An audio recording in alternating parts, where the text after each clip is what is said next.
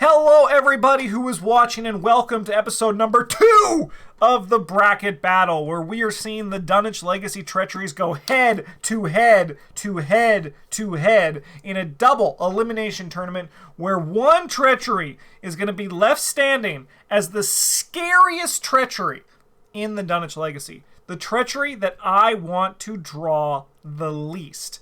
So, as I said, this is a double elimination tournament, and there are a lot of matches. We actually have 68 matches that we need to go through today.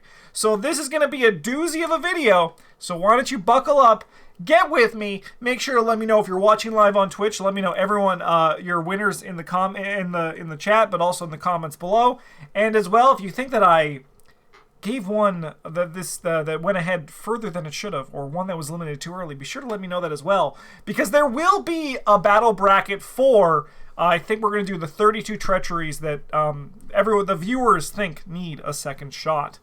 I'm mostly doing this just for fun. It's fun for me. Hopefully it's fun for you. But let's get this show on the road because we got a lot. Are you going to see the treacheries? No, everything was just randomly rolled. All treacheries are just randomly rolled for this. And that's partly also why I did do double elimination, because it allows more discussion, but it also allows, if two really strong treacheries go head to head, that treachery that lost that was like also really strong, but like wasn't going up against, I don't know, like false lead, they have a second shot at going for it. Rights Howled, first match here. Revelation, discard the top 3 cards of each investigator's deck. Each investigator in an altered location shuffles each weakness in his or her discard pile into their deck. Attracting attention. Surge. Each Brood of Yogg-Sothoth enemy in play moves once towards you. I will say there will be spoilers for Dunwich Legacy throughout this, if you haven't picked that up yet. Because you might be thinking, what the hell is a Brood of Yogg-Sothoth? Well, there is... I think that the treacheries nowadays are softer than old treacheries. I think the enemies and treacheries are actually both, as a whole, generally just kind of softer. But it's one of those things where like they're very specific, because like these ones target like specific things. Like the Dunwich Legacy, there's a lot of specific scenario stuff. So I think those treacheries are not going to have their day in the sun, like some of the treacheries we've seen from the core set, which are kind of just more like generally bad. So there's going to be a lot of these things where it's like there's some that are going to be weaker because of that, even though they're scarier in the scenario. So they're going to lose to stuff that I think are just generally powerful. So just kind of like all these disclaimers out of the way. But why don't we look at the cards? So, Rights Howled. What's bad about this card? On its own, actually very little. It can hit really hard where it shuffles the weaknesses into your decks. And like, especially if you have a smaller deck, it kind of is bad. But I think that realistically, that is not accurate to what the card actually does. I think that most of the time, Rights Howled just discards the top 3 cards of the deck. Of course, Rights Howled also can work in tandem, where you, with a certain card Beyond the Veils, we get into that card actually in match 4 coming up pretty soon. With that one, like on its, like in combination with Beyond the Veil, Rights Howled is a very scary card. However, on its own, on its surface, discarding the top 3 cards of your deck actually kind of does nothing, because you also only shuffle the weakness if you're in an altered location, which are only gonna be like 2 of the 6 locations that you're gonna be on there. Attracting attention, on the other hand, can be both a positive and a negative. A poorly timed attracting attention can be disastrous. It just can put you into a situation where you have 3 Brood of Yogg-Sothoths. And it's one of those things where just that can be really bad. However, this card can actually also move a Brood of Yogg-Sothoth onto you that you want to kill with clues on it. So that's really good. So it has kind of that positive negative to it. Also, these are one of those things where I spend the most time talking about the cards when they first show up, so that's why I'm going so deep into them. This is not going to be every battle when we see attracting attention again. It also has Surge, which I like to just kind of look as just like a general, like for this I'm going to kind of ignore it. Like this one is like I'm looking at like if I'm Gloria and I'm looking at these two cards, which one am I more likely to discard, right? Like that's kind of how I'm looking at with this. So for this one, to me, I think for me personally, the scarier card is going to be attracting attention. I think honestly, I would choose to draw Rights Unhowled like 90% of the time, because it's just like not really that spooky to me, you know? Attracting attention can cause you to just like lose a scenario if things are unlucky. It does have its positive sides, but I think in this match it is kind of pretty simple to me. It's attracting attention is the card I'd rather draw. All right. Our next match is going to be a fun one because we have everyone's favorite card to say, which is Twist of Fate. All right. Twist of Fate. Reveal a random token from the Chaos Bag. If you reveal an Elder Sign symbol or a positive number, nothing happens. If you reveal any other number, take a damage. If you reveal a skull, a cultist, tablet, squid, or autofail symbol, you take 2 horror.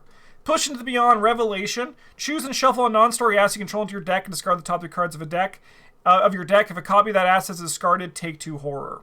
So this one falls very similar into the Crypt Chill kind of thing, where early on, I mean, but Pushed into the Beyond kind of actually scales a little bit differently than Crypt Chill does, because later in the game, when your deck is emptier, you're actually more likely to take 2 horror off Push into the Beyond. Of course, when you don't do this, like when you don't have earlier in the thing and you have a bigger deck, it's going to be less of a problem, but you have less assets you want to get rid of. Twist of Fate, I've actually seen turn into that thing where, like, if I draw a symbol token, I die, you know?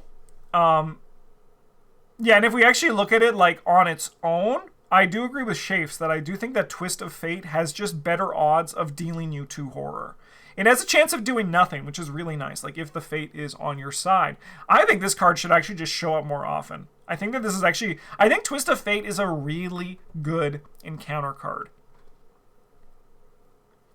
Push into the Beyond sucks because no matter what, it's going to kill something of yours. Twist of Fate, honestly, it's one of those things where Twist of Fate just generally scares me more if I think about it. But I do think that Pushed into the Beyond is a little bit of a spooky card. And I think it just killing an asset, I think it killing an asset, no matter what, you have no counterplay, right?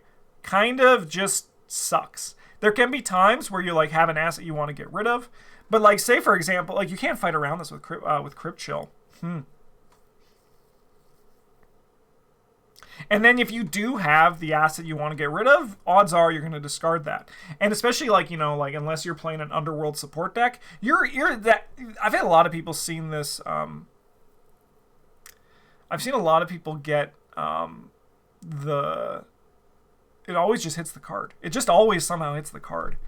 And while pushed to go with what Midnight Mask is saying, while pushed into the Beyond gives you some choice, I do think that 1 damage on Twist of Fate is pretty mild compared to losing an asset and potentially taking 2 horror. I think both cards I think they're both well-designed treacheries, but I think Pushed into the Beyond is just the slightest bit spookier for me. Cool. Just the slightest bit spookier. Okay. Let's move on to our next battle, which is a great one. They're all great, folks. They're all great battles. Man, the art on this card is terrifying. Okay. All right, we got Passage into the Veil. Test Brain 3. This test gets +2 difficulty if the hunting horror is at a location. If you fail, you must either choose one. Discard the top 5 cards of your deck, or take 1 direct damage and deal 1 damage to each of your ally assets. Okay. Unhallowed Country. Put into play in your threat area. You cannot play ally assets. Treat the printed text box of each ally as you control as if they were blank. At the end of your turn, test Brain 3. If you succeed, discard Unhallowed Country. This is actually a very interesting matchup because they potentially can both deal damage to your ally. They basically both are ally neutralizers. Neutralizers. There we go. That's the correct word there. I think this one's pretty easy for me. And it's Unhallowed Country, I think, is my winner here. It can ruin you. It can just stay and your allies can just do nothing. You can't play more allies. It eventually just eats your soak if you can't get through it. And honestly, just give me the Passage into the Veil doesn't care how much you fail by, right? It just cares if you failed, right? So if you have a Beyond the Veil and you don't want to run out of cards in your deck, middle of the top 5. Excuse me. If you can take the damage and you don't have those allies that can't die in Miskatonic Museum, don't choose that one. Just mill 5, right? And if you haven't drawn a Beyond the Veil yet and you have 7 cards left in your deck, mill 5, and it's actually helping you loop your deck so you don't get Beyond the Veiled. I think Passage into the Veil is actually pretty easy to play around with. It also because it doesn't care how much you fail by either. And Unhallowed Country is, most of the time, it does nothing. But sometimes it does a lot. It does a lot. So I'm going to be giving this one to Unhallowed Country. Okay. All right, this is the match everyone at home has been waiting for. The first match, which was from probably our number 1 seed, I think. I was thinking about what would be my number 1 seed here, and I think it's got to be the one in this match, which is Curse Luck, the scariest card in Dunwich Horror. Put Curse Luck into play in your threat area. You get -1 skill value during all skill test. After you see the skill test by 1 or more, discard Cursed Luck. And then we got Beyond the Veil, Surge, Revelation. Put Beyond the Veil into play in your threat area if there's no copy of Beyond the Veil in your threat area. If your deck has no cards in it, take 10 damage and discard Beyond the Veil. So, I think that if I have to choose what I think is the front runner for the scariest card, it's got to be Beyond the Veil, right? Because you play with Dunwich in the back of your mind is Beyond the Veil, right? It's the thing from Dunwich Legacy. I've never seen it kill anyone. That's the funniest thing about the Beyond the Veil. I've never seen it kill someone that I can think of off the top of my head. Maybe it's happened, right? But it is the card that you plan around when it comes to Dunwich. And because you plan around it as much as you do, it is one of those things where you just you're prepared for it. And if you aren't, it's one of those things that just it can ruin your day. And then it also has a lot of synergy with it. Curse Luck, if you're scared of Curse Luck, get better at Arkham. It does nothing. It does nothing, because you're just your skill value, unless you're Jenny Barnes, you're going to be fine. And if you're Jenny Barnes, you're also going to be fine. Curse Luck to me is a non-problem because you just get rid of it, right? It's just -1 to each of your tests. And if you're not already passively at 2 statically on the tests you want to be taking, you're just going to just pass a test. And if you don't, other people can help you do it. It's really easy to get rid of because Curse Luck actually doesn't stop you from playing the game, right? It's not like Frozen in Fear where it makes you lose actions, right? It just means that you have to spend maybe 1 more resource than you would normally to pass a test. Or if you're just like the fucking fighter or seeker, fight or seek, and then you'll do it. You'll get rid of it. Beyond the Veil, as I said though, it's never actually killed anybody that I can think of, but it is one of those things where it changes how you play your deck completely once you draw it, right? And you're also like planning for it. Man, Dunwich Treacheries are really good. I think both these Treacheries are really good Treacheries. I'm going to give this to Beyond the Veil, though, but I do think that Cursed Luck can come back in the second half, because it's going down to the losers bracket.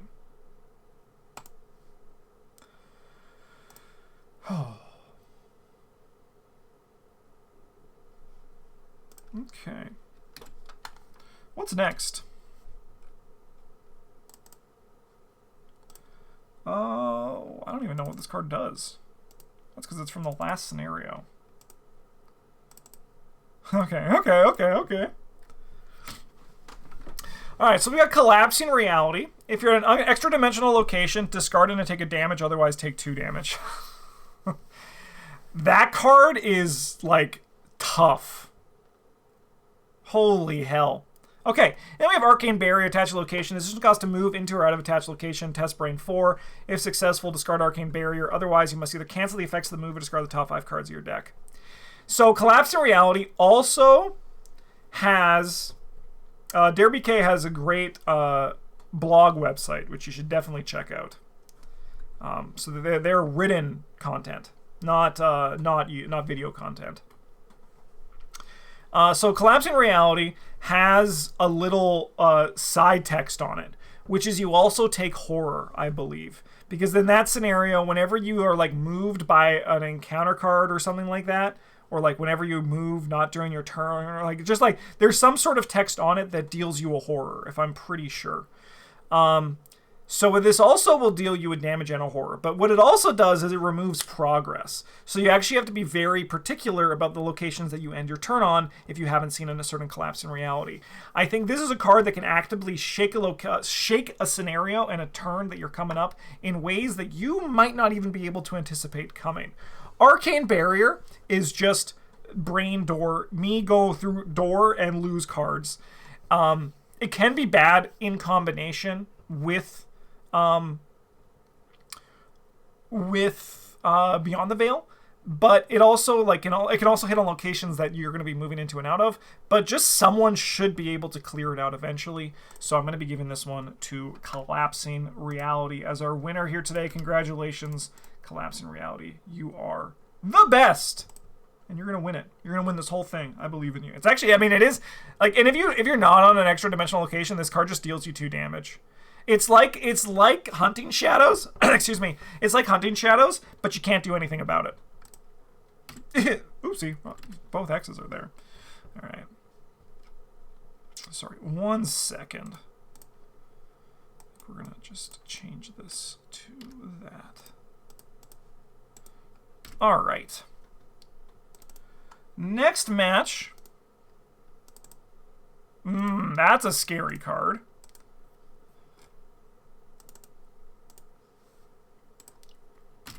Okay. We got Altered Beast. If there are no Abomination enemies in play, Altered Beast gains Surge. Otherwise, choose an Abomination enemy, heal all damage for that enemy, and attach Altered Beast to it. When you enter an attached enemy's location, take 1 horror. And we got Vortex of Time. Each investigator sent in a location, test brain 4. Each investigator fails, take 2 damage. Wow, man. The Dunwich Treacheries, at least so far, they don't fuck around. They go hard. They go for it, and they're ready to ruin your day. Altered Beast is probably the card I want to draw the least in Undimensioned and Unseen, right? What's the typo on Altered Beast? When you enter, choose Abomination. Oh, it's attached instead of attach? Is that the typo? And attach Altered Beast to it? It happens to everybody. And it means now that it usually what it does is that it makes it so that like that one Brood of Yog-Sothoth is the one you don't kill. And if you draw it at the wrong time, when you are about to kill it and it heals all damage, it's like literally a nightmare. It's like literally the worst thing in an already pretty overwhelming scenario.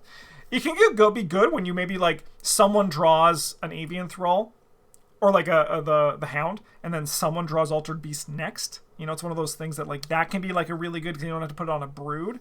But it being on a Brood is like, it's just like, okay, this Brood we don't fight anymore. We just are going to try to ignore it. The Mega Brood, as we call it. And he gets all the attachments that make him stronger. Vortex of Time is a scary card because it can just deal a bunch of damage to everybody.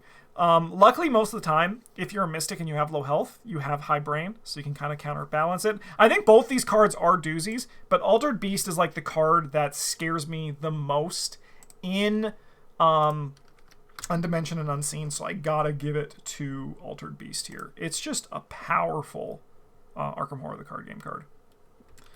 It does not treat you nicely. Sorry, 1 second. I closed my bracket. Oh my god, these ones are also freaking nutters.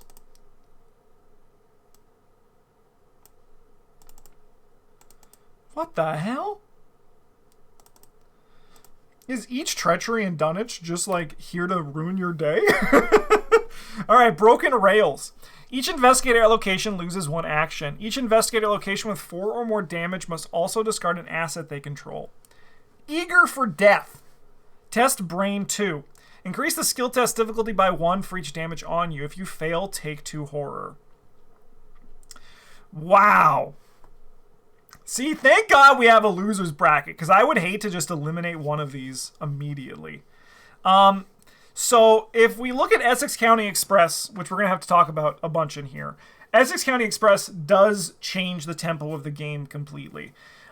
It's also the only scenario, I hope this doesn't start another YouTube comment thread, but it's the only scenario where I'm actually scared of Ancient Evils, because it's like in the design of the nature that, you know, that's kind of the things that's spookier so spooky about it. But I think that Broken Rails is actually going to cause you to lose more than you expect when you read the card. A 2-action turn is a lot worse than a 3-action turn, and it affects like everyone at your location, right? So like this is like it's just oh my god, it just hurts you so bad. This actually caused Eric to die when we did our blind run of Dunwich together. However, with all that said, Eager for Death is not... I think Broken Rails is going to win this battle here, because Broken Rails is really tough.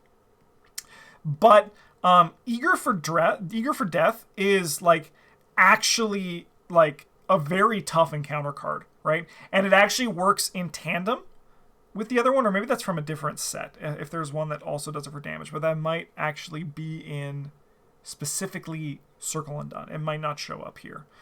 But Eager for Death it doesn't mess around either. It's a very powerful card. Anything that if you fail deals you damage is a scary treachery. I actually find it scarier than a lot of other treacheries, things that can kill you as opposed to things that just like can like delay you or scare you for me generally. I love the art on Eager for Death. It's like literally one of the cutest things in the world. I wish I could see this every day when I looked out my window. But it's a spooky card, and it can get like really bad. The test can, like, if you're in a bad place, can become unattainable, right? So I'm going to give this one to Broken Rails, but I'm going to give the respect to Eager for Death, and I'm very much excited to see it in the loser's bracket, see who it goes up against. Okay. Keep this battle going. We're making good pace. We're only 24 minutes in, and we've had 8 matches. 8 of 68 matches, so you know this is gonna be a short video. I mean, people tell me they love the long Arkham videos, and I love recording them. The talking videos are actually really easy from my end to record. I love my voice, so you know, I love hearing it. Wormhole! Discard cards adopting counterattack until a location is discarded. Resolve that location's revelation ability, then move to that location. Arousing suspicion. Place 1 doom on each enemy or location. If no doom was placed by this effect, lose 2 resources. Okay. I think this one is actually going to be pretty quick. I do think that Wormhole generally is more positive than it is a negative card. So I'm going to be giving this one to Arousing Suspicions. But it's just because it's like neither of the... I'd actually be happy to draw like both of these. Arousing Suspicions can be bad in the first part of House Always Wins. As you can see in the video that's going to be going up next week if you're watching live, are from our Dunwich draft run. I think it's just like... I think both of these are pretty soft. But Wormhole actually can be a positive. So congratulations, Arousing Suspicions. You're going to lose to Broken Rails in the next round.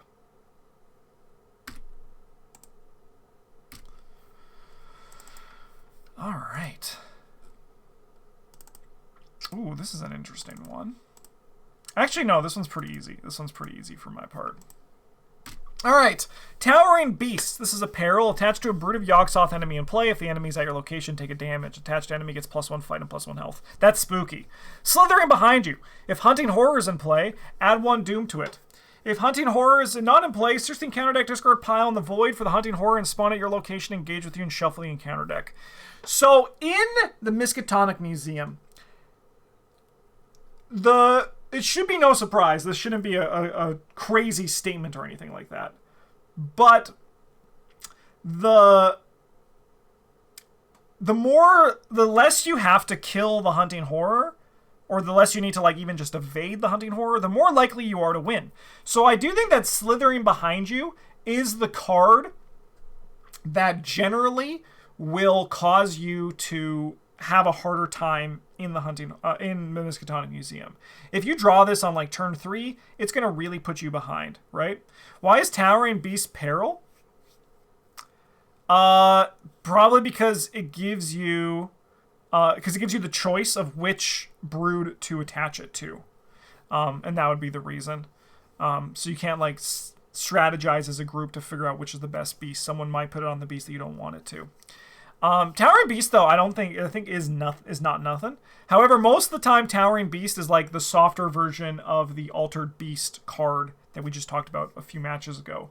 It's scary, but not super scary to me. Most of the time, it just means... Because the thing about the Brood of Yogg-Sothoth is that it's strange, but like 1 health is like less of I need to spend an ammo and more just I need to spend 1 more action to kill it. The 1 health, it's scary, but it's not like super spooky. But the fight does make it harder. Time Roller, how's it going? I'm going to be giving this one to Slithering Behind You. Goodbye, Crispy. Have fun dropping your friend off at the train station.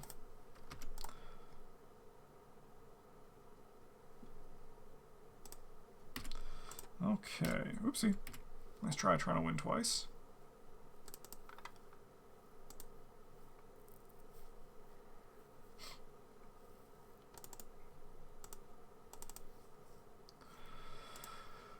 Okay.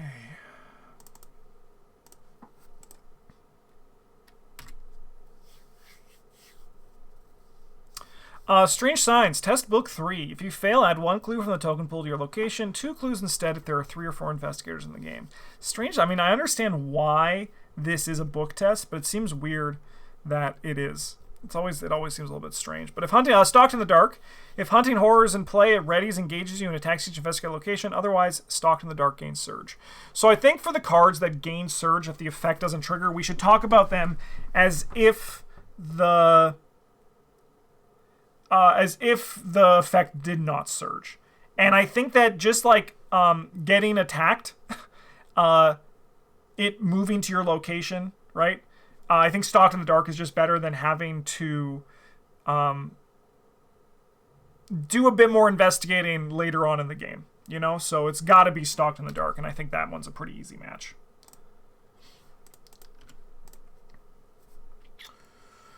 Okay. Let's keep this show on the road.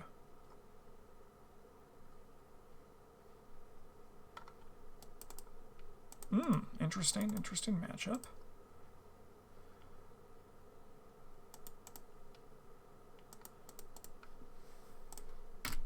All right. Oh, I guess Push to the Beyond is back. I was like, haven't we seen Push to the Beyond before? No, that's because it was on the outside of the bracket. It needs to keep going.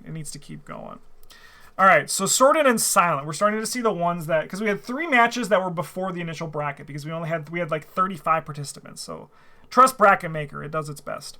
Sorted Silent. Attach Sorted and Silent to your location at the end of the round. Each investigator attached location takes a horror. When the agenda advances, discard Sorted and Silent. Push into Beyond, it's back. Choose and shuffle a non-story asset control into your deck and discard the top 3 cards of your deck. If a copy of that asset is discarded, take 2 horror. So, I think Sorted and Silent is worth the respect, because for a lot of investigators, this actually just kills locations, right? It only shows up in a few scenarios, right? So it doesn't show up all the time, but it is one of those things where it can kill a location for investigators. The question is that worse than losing an asset and potentially discarding it and taking 2 horror? I don't think so. I think that Sorted and Silent can cause bad things to happen and can really change the pace of the game. I think that generally there's going to be enough locations that you don't need to be there. But I do think that Sorted and Silent can get good combos where it hits really hard.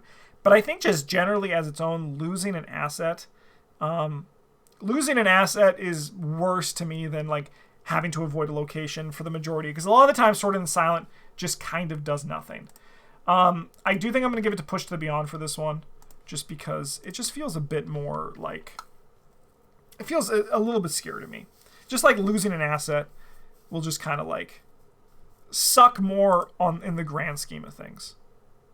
Especially if you get hit by 2 Pushing to the Beyonds. Oh my god. That just ruins your day.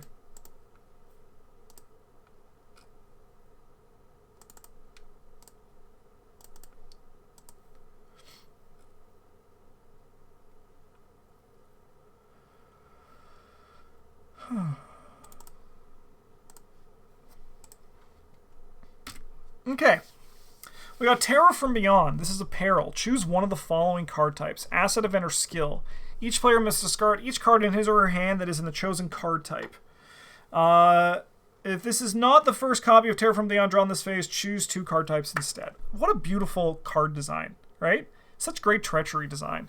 Ruin and Destruction. If there are no investigators at the same location as Brood of Yog-Sothoth, Ruin and Destruction gains Surge. Otherwise, each investigator at the same location of Brood of Yog-Sothoth tests foot 3. For each point he fails by... Okay, so it turns into Grasping Hands. If you're at a location with a Brood of Yog-Sothoth, which already can be pretty bad. I'll be honest. Only the first Terror from Beyond drawn is scary. Generally, right? Like, because basically someone says skill, and then you say skill for the rest of the game. And Silas and Min cry, but I do think that Silas and Min should be playing with Push into Beyond into Mind. Terror from the Beyond into Mind, sorry. Because it's one of those things that, like, the first one is going to hurt. The second one, now you should just be like, okay, these skills have got to get the fuck out of my hand. Ruin of Destruction's just a Rotting Remains.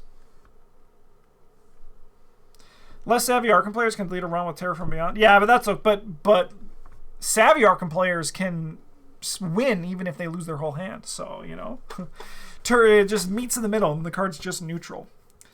Yeah, Terror from the Beyond, I mean, I think it is spooky. I think it is spooky, but I do think that it's not... I'm happy to draw Terror from the Beyond. And you just say skill, and if you draw 2 in a turn, then it gets scary.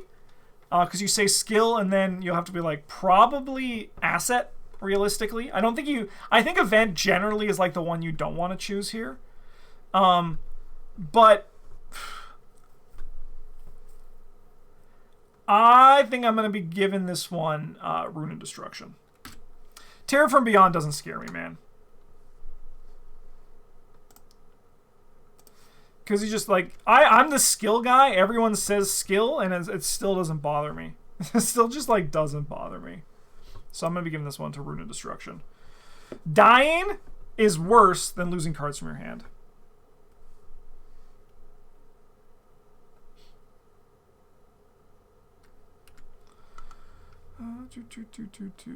Okay, I need the, sorry, advertisers. They're paying for ad space. All right, so as I was doing this, I realized this card actually probably shouldn't have been included in the Treachery Battle, but it snuck through anyhow. Luckily, it's against one that's like actually gonna just destroy it. All right, we got Shadow Spawn. So like I said, this one shouldn't actually be here, but it snuck in. Shadow Spawn remains attached to the Hunting Horror if it enters the void. Hunting Horror gets +1 fight, +1 health, +1 evade. If there's at least 3 resources on it, it gains massive. And then we got Psychopump's Song, Surge Peril. Add it to any Investigator's threat area. When you would take 1 or more damage, take 2 additional damage and discard Psychopump's Song. Yeah, this card, man, is the design. So the design's incredible. The art's incredible. It having Surge is incredible. Psychopump's Song is an absolutely killer Arkham the card game card. And Shadow Spawn is a piece that you actually do not really interact with. So, sorry Shadow Spawn, but you actually shouldn't have been here. And it's, well, you can give Psychopump's Song to the person with the highest health, but then you draw a second one. Then you draw a second Psychopump's Song, and you're like, what do we do? And then, like, when someone gives you the Psychopump's Song, you're kind of like, you respect me, you think I can take this, and then you just die, and it's really good. It's a great, I think Psychopump's Song is a beautiful design. Shadow Spawn shouldn't be here, so Psychopump's Song, congratulations. You basically got a buy round. Good job. Everyone's proud of you, especially me. All right, we are almost through the top bracket. Oh my God, where am I? Sorry, I'm in the wrong place. There we go. Don't worry, it just means you get more time with the ads when I take time between matches.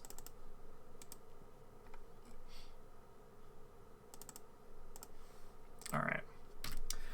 Spaces between. Flip each non-Sentinel Hill location play to its unrevealed side, removing all clues from it. Each investigator enemy at a location flip this way immediately moves to the nearest Sentinel Hill location.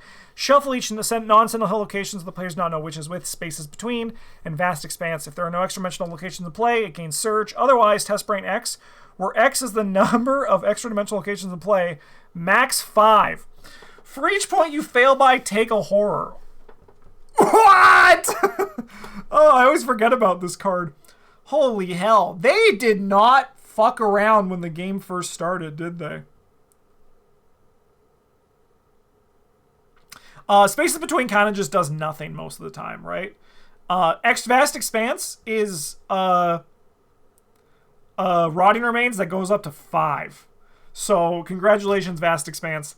This one is you. And you might be thinking, but what if there are no extra dimensional locations in play? Well, then my response to that is, you're probably losing Lost in Time and Space if that's the case. Because Lost in Time and Space wants extra dimensional in play. And you're probably going to have 3 for the majority of the scenario. So, this card is also just a Rotting Remains. But then, in the later part of the games, this card is actually just like an Udmardot's Wrath that just doesn't deal damage and you can't discard cards. And Udmardot's Wrath won the first bracket, so I see a deep run coming from Vast Expanse here. Congratulations.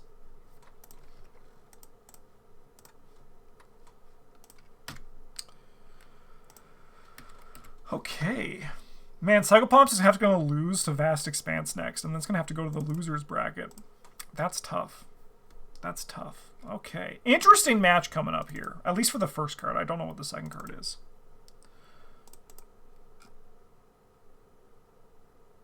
Oh, this is an interesting one. All right, Chad, this one's interesting. I'd love to hear perspectives on this one for sure. So, Light of a Forgamon, Peril. You must attach Light of a Forgamon to either the current agenda or the current act. Limit 1 per agenda and act. Treat all damage as if it was direct. And horror is direct as well. And then we got Unhallowed Country coming back. This is the one that blanks your allies and you can't play more allies unless you get past the Frozen and Fear test at the end of your turn of Brain 3. So Light of a Forgamon isn't scary until it is, right? Unhallowed Country doesn't really, like, it sucks. And it can, like, ruin a game plan, but you can also get rid of it. It's interesting because they kind of both fall into a similar space, right? Which is kill your ally soak. That's kind of like what they exist for. I think Light of a Forgamon effects should be in more Arkham, because I do think that Soak has gotten too good, and I think Healing is at a place now where Light of a Forgamon effects, where it treats it as direct, is, I think, like at a good place for the game and providing a good amount of horror to the players. And I don't mean that as like the mechanic of horror, I mean like the feeling of being stressed. However, I do think that like I would rather draw Light of a Forgamon here most of the time, because you get to choose where you put it on, right? You can choose to put it on the one that's you're more likely to advance. However, you get this on like turn 1 or 2, and it's gonna be a while till you can advance either of them. I do think Light of a Forgamon is gonna do more damage, like it's gonna be harder on you in the long term over an Unhallowed Country for a turn or 2. But I do think Unhallowed Country on just like the baseline is gonna be the scarier card.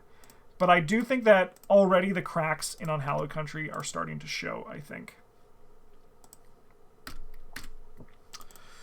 Okay. Oh, we got a match from the same set. That's always fun. Well, at least they're in the same, not the same set. They're in the same scenario, at least. All right, we got something in the drinks. Surge, Revelation. Each player who had a drink loses 1 action. Speaking of having a drink, everyone, stay hydrated. I should take some water here. And then we got Hunted Down, sorry. Revelation, if there are no unengaged criminal enemies in play, it gains Surge. If there are 1 or more unengaged criminal enemies in play, each of them moves 1 location towards you, and each criminal enemy that engages you as a result of this effect makes an immediate attack. All right, have a good one, Kazi. I hope you're having a good rest of your day. So this one's very interesting, because just don't have a drink if you can avoid it, right? But usually, like at least in 3 players, someone ends up having a drink, right? I think in like 3 or 4 players, it's more common than it is in like 1 or 2 players. Because you can sell someone to the mob, you can gamble a bunch, but it is like an easy way to just like do this. I think like having a drink as well, if you do House Always Wins first, is more likely and like less of an impact than if you do it second, right? However, if you're closing in on the final part of the scenario and you draw something in the drinks and you had a drink, it hurts real bad. Hunted Down is fine. I think Hunted Down is actually just like a pretty medium encounter card. It can be bad. It also can just like bring a criminal towards the goon who's going to have to kill it anyway. It can be bad if you draw it as the Seeker, and then your goon needs to spend an action to get it off of you. But it's only unengaged. I think I'm going to be giving this to Something in the Drinks. I think Something in the Drinks... I think both these cards are pretty soft. And I don't see either of them going that much farther. But I'm going to give this one to Something in the Drinks. I'm very soft on that anyways. It doesn't really, as they say, spark joy.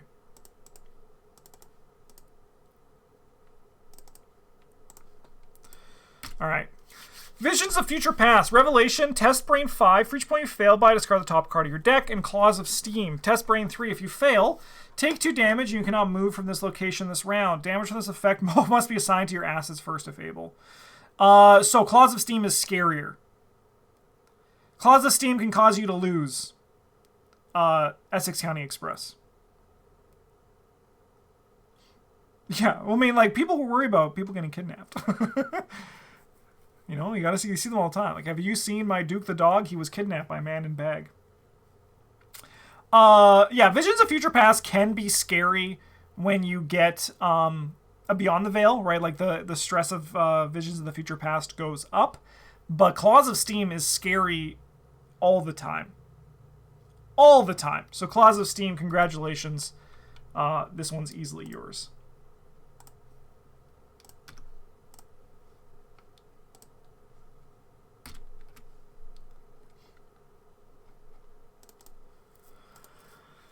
All right. I don't even know what these encounter cards do. So that means they're probably not that scary. Oh, no, that one's kind of scary. That one's kind of spooky. All right, ephemeral exhibits. Test book 3. If you fail, lose 1 action for each point you failed by. Okay. How is Closet Steam not a foot test? Because Steam doesn't hurt you unless you think it does. Pain is all in the mind. Peril, Revelation, Creatures Tracks. You must either take 2 horror or spawn a set-aside Brood of Yog-Sothoth at a random location. So both of those effects are really bad, right, on the Creatures Tracks. Because it's like, I'll take 2 horror, or I'll spawn another enemy that we have to deal with, or if all the enemies have spawned, I must take 2 horror. Exhibits losing a bunch of actions can be really bad, but I'll be honest. I actually can't recall a time when ephemeral exhibits actually mattered in Miskatonic. Because the reality is that for most of the scenario, your actions don't matter, right? In a Miskatonic Museum, your actions kind of just don't matter.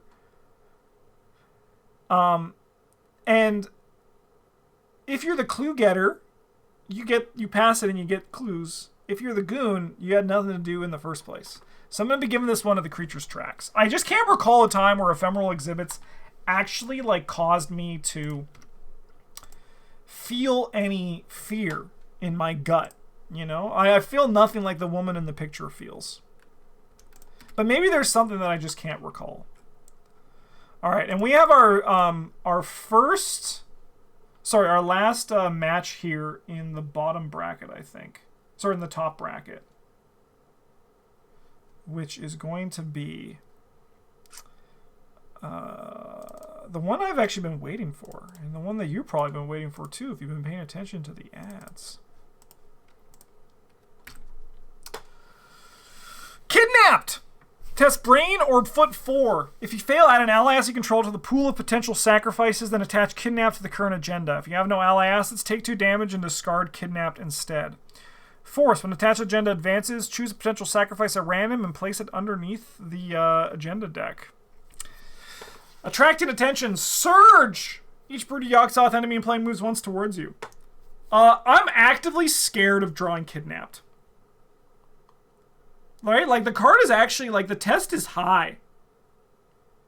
It's a crypt chill for only allies, but then it could just, like, wipe that ally off the face of existence.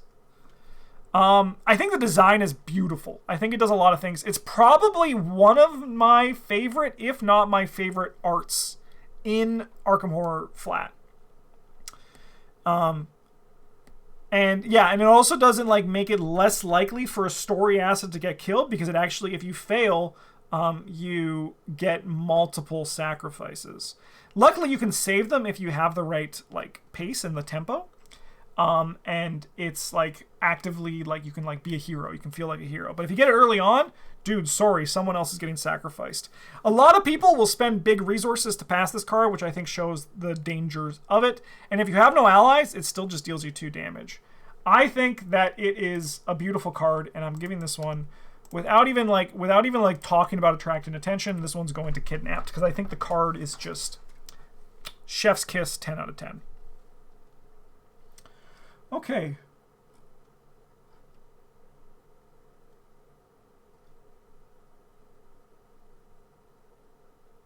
Oh, I just did them in the wrong order. That's what happened. Okay, I just did them in the wrong order. So we are on to... We should be on match 20, which is down over here. All right. How's everyone enjoying the bracket battle today? You guys have been fun? YouTube, you doing good? You need some drinks? You can go to concession, get some stuff as we get some more... exciting battles coming your way as we head into the losers bracket. And this one is now we're going to start seeing cards getting eliminated. They're going to start being removed from the competition because they fucking suck. So we have our first one of the losers bracket here is going to specifically be some setup for the losers bracket. Vortex of Time. Each investigator at a Sentinel Hill location test Brain 4. If each investigator fails, take 2 damage. Passage into the Veil. Test Brain 3. This test gets +2 difficulty of hunting horrors at your location. If you fail, you must either discard the top 5 cards of your deck or take a direct damage and deal 1 damage to each of your ally assets. I mean, I think it's Vortex in Time. Like, cause yeah, this can cause you to get it can cause you to like get a token in the bag if you're the person who drew the weaknesses. The allies, the story allies in that scenario. However, of all the times I've played, that's actually only happened once. So I don't think it's like you just put the resources into it. It's a beautiful design card, I think. But I think Vortex of Time is as a whole just scarier. And I agree, Bart of Snow, I'm actually like kind of jealous that Duke got kidnapped and killed from Dunwich, because like that's what I dream of. That seems like it'd be a really fun time. Stressful, especially for a blind play, and like kills Ashcan Pete, but it's like absolute beautiful achievement there. I think this one's going to go to Vortex in Time. I think it's just like a bit spookier for me personally.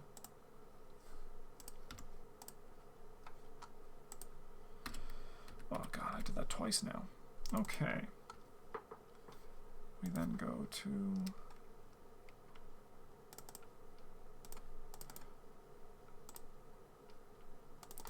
Hey, do you guys remember this guy from like our second match? It's Twist of Fate. He's back.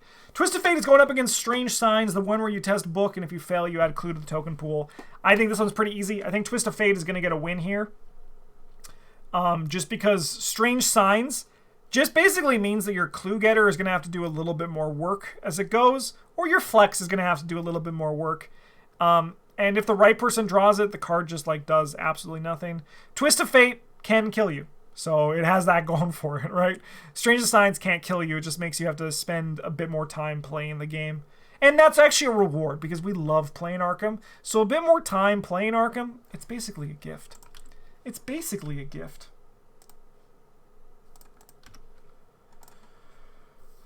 Okay.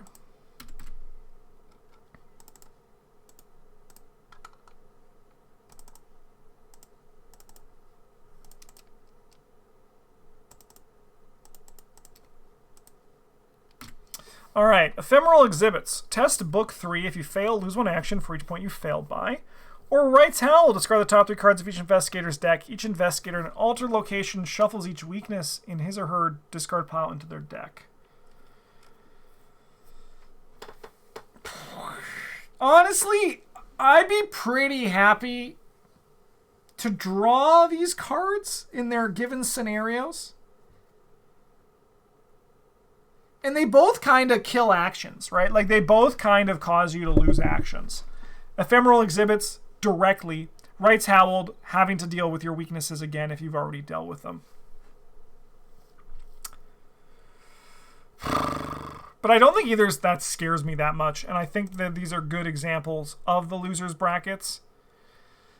I think Ephemeral Exhibits... Oh, man, it's tough. This one's tough. I don't feel particularly attached to either of them. Hey, Stone Cold Stuff is 27 months. I don't have alerts on this screen. But thank you so much for the subscribe. Oh, no, I do. They're down here. They should be up there then. Wright's Howl wins on coolest art. The art is cool because you get to see Yogg Sothoth. I like the Ephemeral Exhibits flavor, though. I'm honestly not too... Honestly, I'm just going to go with gut. I'm going to open my eyes because I don't care. Neither of these ones are going to go much farther. I think they're definitely losing, like, in the near future. I'm going to go with my gut. I think Ephemeral Exhibits by, like, a hair. By a hair. Because, like, it actually does something. I mean, Rights of Hallowed also does something, but it's... I don't know. I can't recall that card ever. I mean, I can't recall either card actually doing anything that kind of spooks me out too much. Okay. Oopsie. Oh, no. Oh, I see why I did that. Oh, that's a little bit unfortunate. Can I do anything about this? I guess we just gotta go like that, huh? Okay. All right.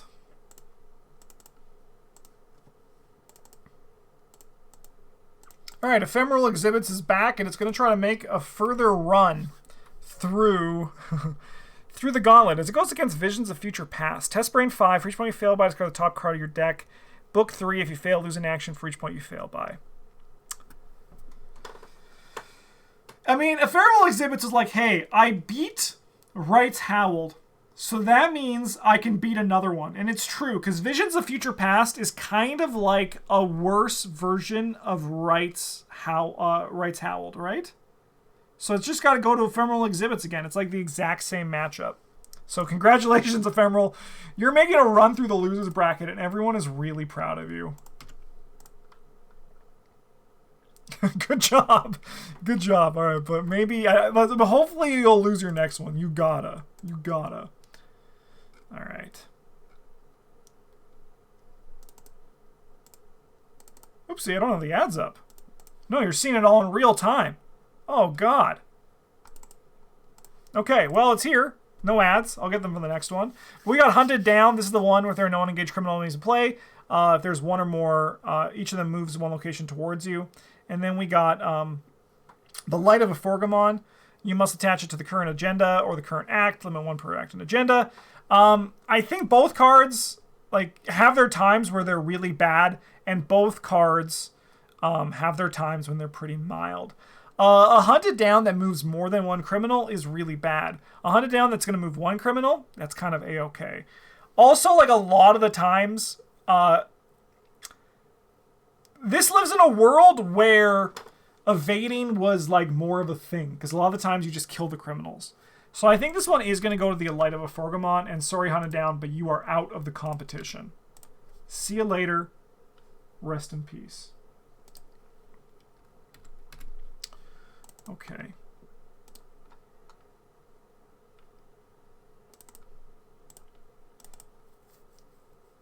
Oh no. Oh no. What a this, you know what? The Spaces Between agent must have been like, yes! Like the coach of Space Between was like, don't worry. You got the matchup of the century. You're gonna make it through this. Because Spaces Between is going against the card that shouldn't be here. Which means that it just wins on default. So this is the one where you're going to be shuffling up the Sentinel Hill locations, and Shadow Spawn you actually can't draw.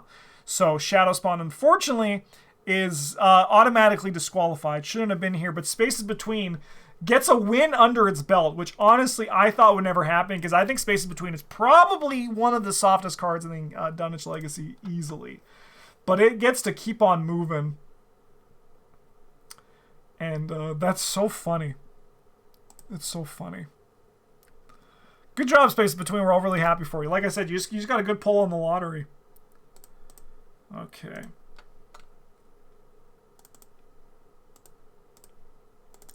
Oh, this is an interesting matchup.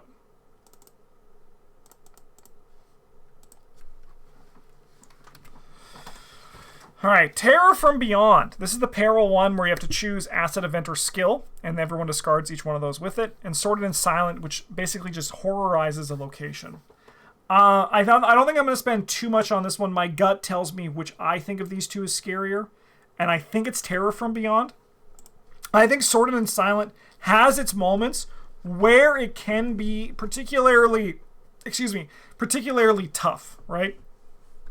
But I think Terror from Beyond as a whole is going to do more damage than Sorted and Silent, generally. Because a lot of the times Sorted and Silent are just like, okay, we leave that location alone, right? You put on your location, you leave that location, and everyone's happy. There are times when it's like pretty soft, but I think the same thing is true for Terror from Beyond. There's time where Terror from Beyond can really hurt, and it's been really painful for me in the past, but a lot of memories from Terror Beyond are just, as I said, discarding skills. But I do think that like the ceiling for Terror from Beyond is more painful than what Sorted and Silent can bring.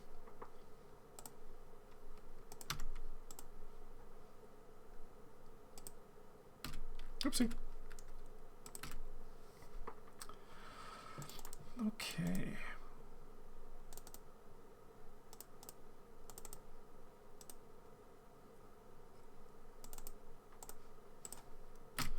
All right, we have Towering Beasts and Twist of Fate.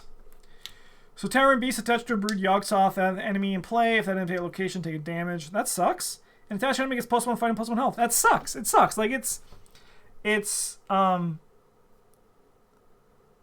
of those things where like it can be really bad, but it also can be if you put it on the Mega Beast, the one that you were never going to kill, and you just like ignore that guy, it's less bad. Like as soon as you have your Mega Beast, Towering Beast kind of just does nothing. Twist of Fate also can just do nothing, but it can also just like kill you. It also just has the chance. I think if these two, I'm personally more scared of Twist of Fate. But if someone said they were more scared of Towering Beasts, I'd be like, I get it. I get it. I think the card is scary. But for me personally, I would rather draw Towering Beast than Twist of Fate if they were like in the exact same scenario. Because Twist can kill you.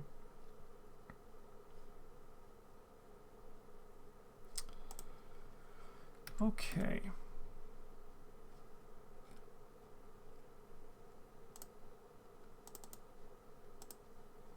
Beast can't? A beast can. It's very unlikely to kill you. If you have 1 damage and you're on the... If you have 1 damage and you're on the location with the Brood of Yogg-Sothoth, it's like kind of your fault.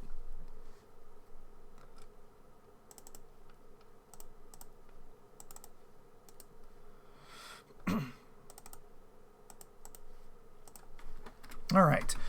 Wormhole, discard cards to the top of the encounter deck until location discarded. Resolve that location's revelation ability that moved to that location. Then we have Eager for Death, Test Brain 2, increase the skill test. What did Eager for Death lose to? Broken Rails. That makes sense. I was like, because Eager for Death is an absolute banger of a card. So Eager for Death, Test Brain 2, increase the skill by 1 for each damage on you if you fail take 2 horror. Wormhole is generally like positive. It can be bad. But I think most of the time, I'm actually happy to see Wormhole. You do, I think, take a horror because you move from an account, so it also deals you a horror. But Eager for Death is actually, like, an absolute banger of a card. Like, it'll... You know how, like, we look at Dr. Milan and we go, that's a good card? When, like, Cthulhu sees Eager for Death, he's like, that's a good card. I love that card. That card was made for us to kill. Sorry, the draft, the website I'm using to do all this is... feeling it's like slowing down a bit. So let's just get there. There we go. Eager for Death. Congratulations. Okay.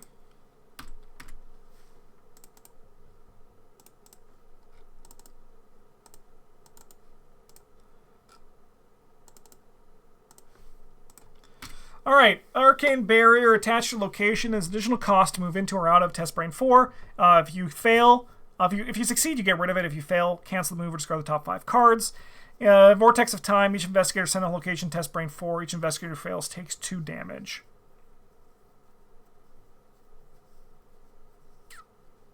Are those roaches in Joe's Bistro?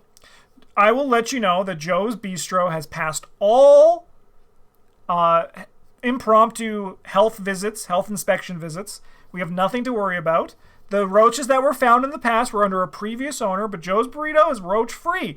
You can tell because he says so, and we can trust him. We can trust him.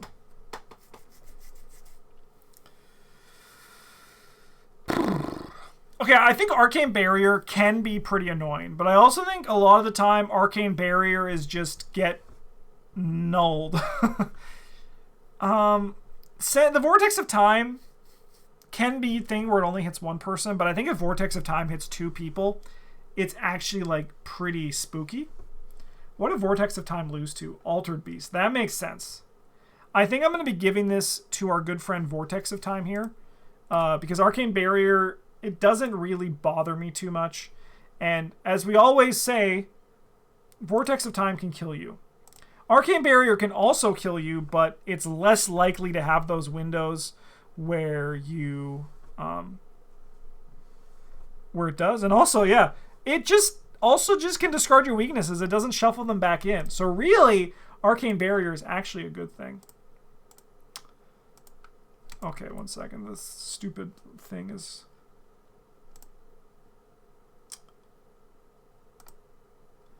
It's just taking forever to load.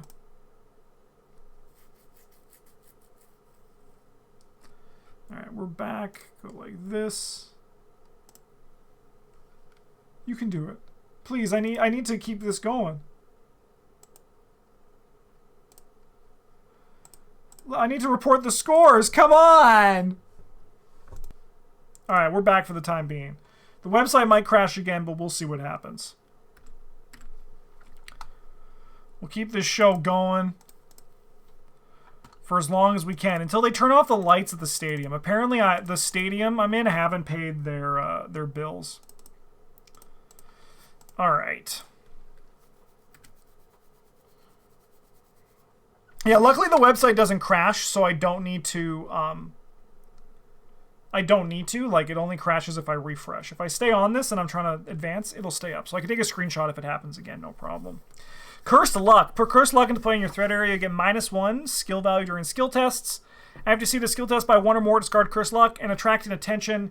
Each brood of Yog-Sothoth moves 1 location towards you.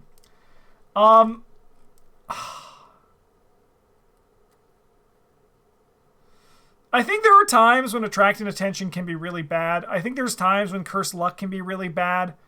But I think for, like, the most part, I think I've been screwed by Cursed Luck, right? Like, I've drawn the Cursed Lucks that have eliminated me, like, from, like, contention for a few turns, really pushed my tempo back. But, like, an attracting attention moving a... Because, like, in this game, in most of the time in Undimensioned and Unseen, you try to end your turn one space away from where a Brood of Yog-Sothoth would move. So that means that now the attracting attention just brings it right to you. So I think that, like, because, like, say, for example, the Brood moves to your location and then you draw another encounter card. I think that, for me, personally, I'm going to be giving this one to attracting attention. But, like, this is, like, the utmost respect for Cursed Luck. I can understand that Cursed Luck can be bad. But I think that attracting attention's bad ceiling is higher than Cursed Luck's bad ceiling. Okay. We're going back up. Here, let's show the bracket so far. We're going back up to the winner's half, where we get to see all the powerful cards go up against each other, as we're in the top 2, 4, 6, 8, 10, 12, 16, the top 16 up here. So, we're going to see as they go as we continue up in the winner's bracket, and then we're going to keep rounding out the loser's bracket as we see as it all goes. So, let's dive in and keep this show going. With an absolute doozy of a matchup.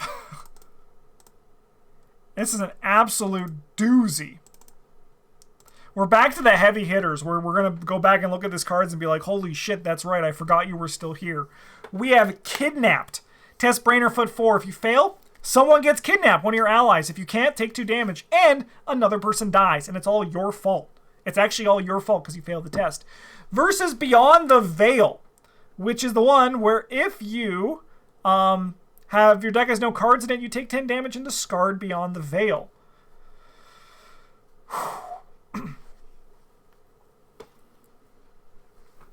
What a match! 2 titans of treachery industry here right now. I think I know right now which one I'm leaning towards, but I'm going to talk a bit about them, and I also like to read chat's response as well. But I think that these are 2 doozy of an encounter cards. And I think both of these encounter cards actually actively shape the campaign, right?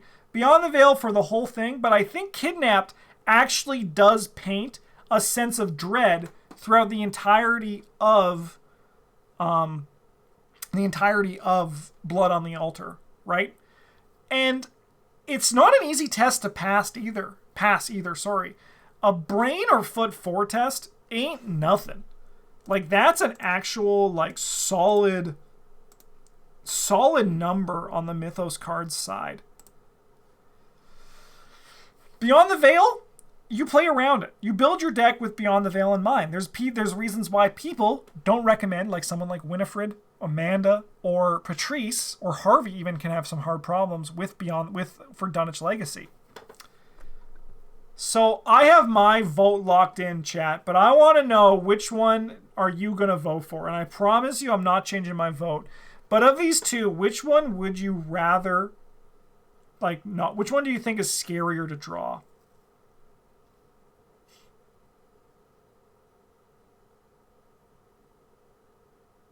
To be Gloria because my friend wanted to be Winifred in Dunwich. Return to Dunwich. You're a patron saint. The patron saint of having your friend not die to Beyond the Veil.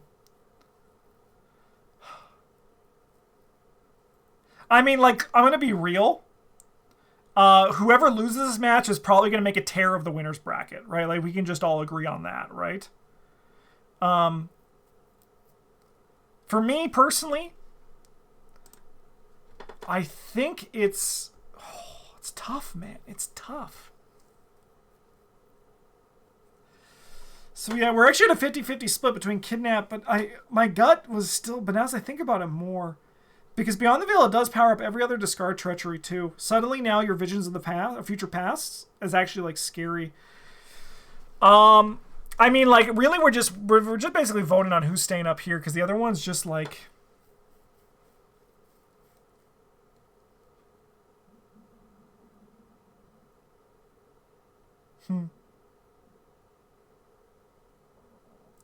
I had my vote locked in, but I'm thinking of maybe changing it. I know that's crazy. This is just a tough match. This is like, it's a tough one.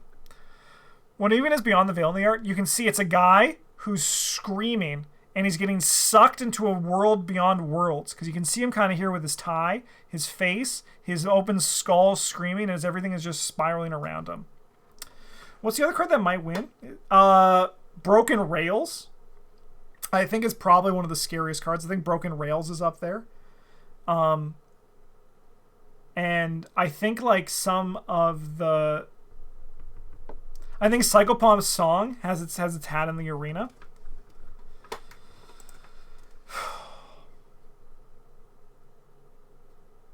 The Fail by Take 5 Horror. Yeah, that's a spooky one. I think I'm scared of both these cards, right? Like, if I'm playing, I'm dreading the Beyond the Veil. When you draw Beyond the Veil, like, it's just like, if you draw it at the right time, you're like, okay, this is I'm just not taking any more draw actions. You can counteract it. Kidnapped, I hate drawing a card because I have to pass the test, and it spends a lot of my resources, one card to pass the test. And it's just a Crypt Chill. It has 2 values.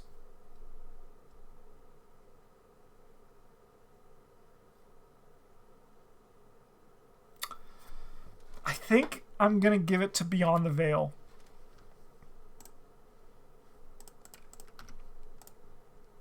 I think I'm going to give it to Beyond the Veil here. I think there's a case for both of them. But we're going to probably see these guys face each other again, or we'll see what happens. But these are 2, I think, absolute beautiful banger Treachery cards. And it's a shame to see one of them go into the loser's bracket, but that's just how the bracket battle works. Kidnap's here to fucking taunt me for, like, you got rid of me, huh?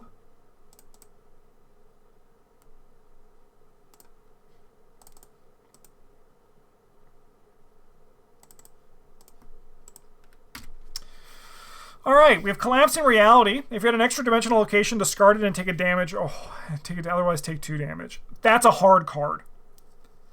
That's a hard card, man. And then we have Altered Beast. This is the one where it attaches to an abomination enemy. You heal all damage, and when you enter attached enemy's location or vice versa, take a horror. I think both these cards are really bad. They're both like absolute tough cards that are here to like make your day worse.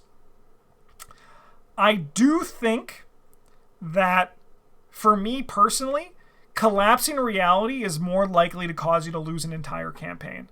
Like, Collapsing Reality is actually, like, drawn at the wrong time, can pull the pin out of your plan, like, and cause you to just crash and burn and die. And it seems really soft, doesn't it? Right? Like, oh, I'll just take a damage and move. But you're also taking horror. You're also potentially losing the location that links you to where you need to go. So I think this one is going to be Collapsing Reality. And I think Collapsing Reality is actually going up against Beyond the Veil. I think Collapsing Reality actually, to me, can beat Beyond the Veil. Which is crazy! It's crazy. But I mean, like, Beyond the Veil, Collapsing Reality can potentially cause you to lose. We'll see when we get there, though. I'm getting ahead of myself.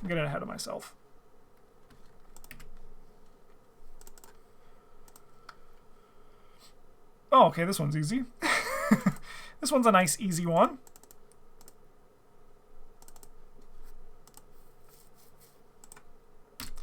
We have broken rails. Each investigated location loses an action. Each investigated location with 4 or more damage must also discard an asset that they control. Arousing suspicions. Place a doom on a criminal enemy location. If no doom is placed by this effect, lose 2 resources. I wonder which one's gonna win. I wonder which one is the scarier card. Is it Broken Rails, a card that has caused multiple people to lose Essex County Express? Or is it by chance Arousing Suspicions, a card that got into the top 16 just because it had a really easy matchup in the first scenario? I don't know. I think I'm gonna give this to Broken Rails. Who would have thought?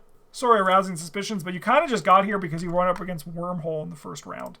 You are nothing like your friends before you.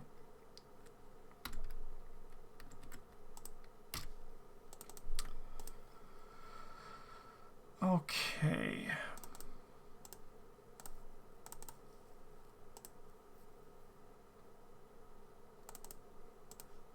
Ooh, what a... All right, we actually have a matchup that makes sense. Look at this. From the same exact scenario. Slithering behind you. If Hunting Horror is in play, add a doom to it. Otherwise, spawn it, baby.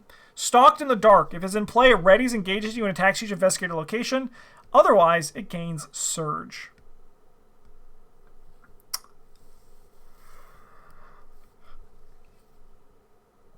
Oh, yes. Okay, Slithering behind you is traitless. Let's acknowledge that. But let's also take a moment and notice that early Arkham, Stalked in the Dark is actually a tactic.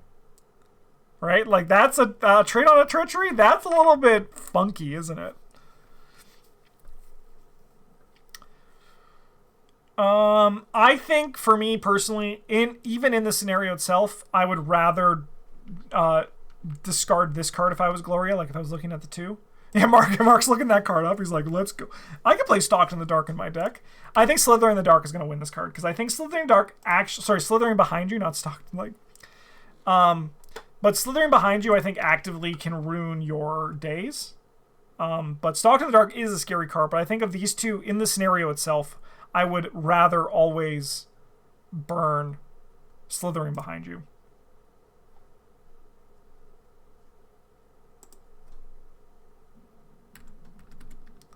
I'm really bad at this. Okay.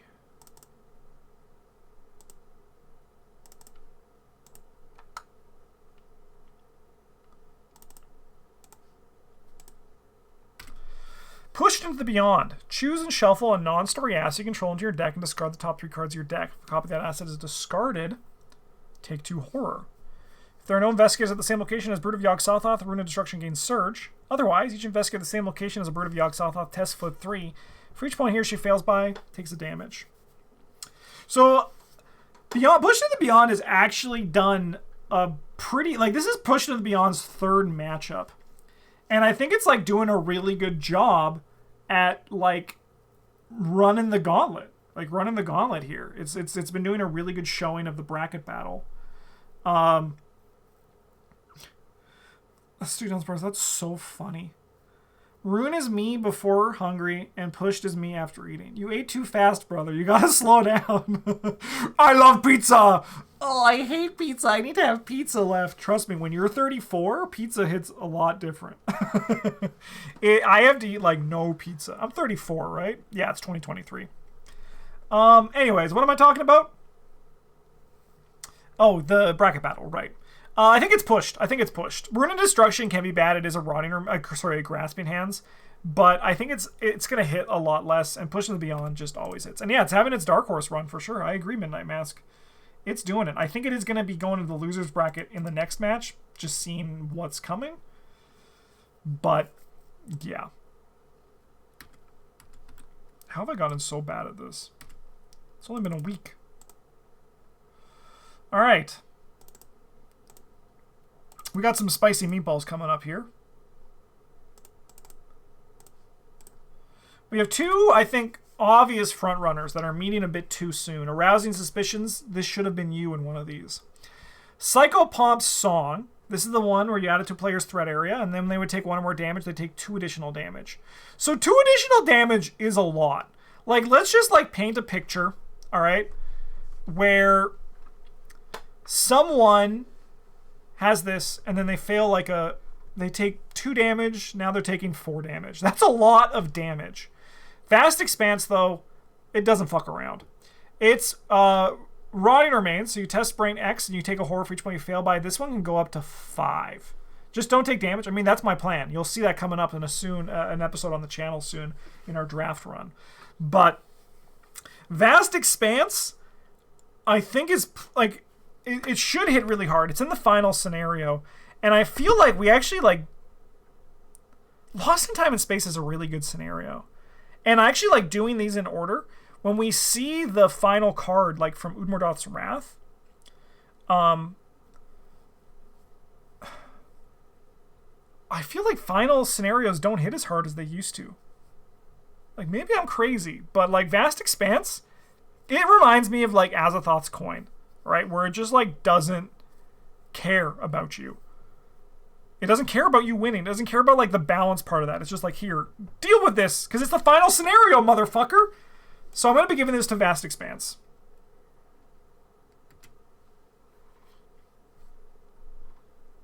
Spooky card, man. I think both these cards are very spooky, though. It's tough to see it go. Okay.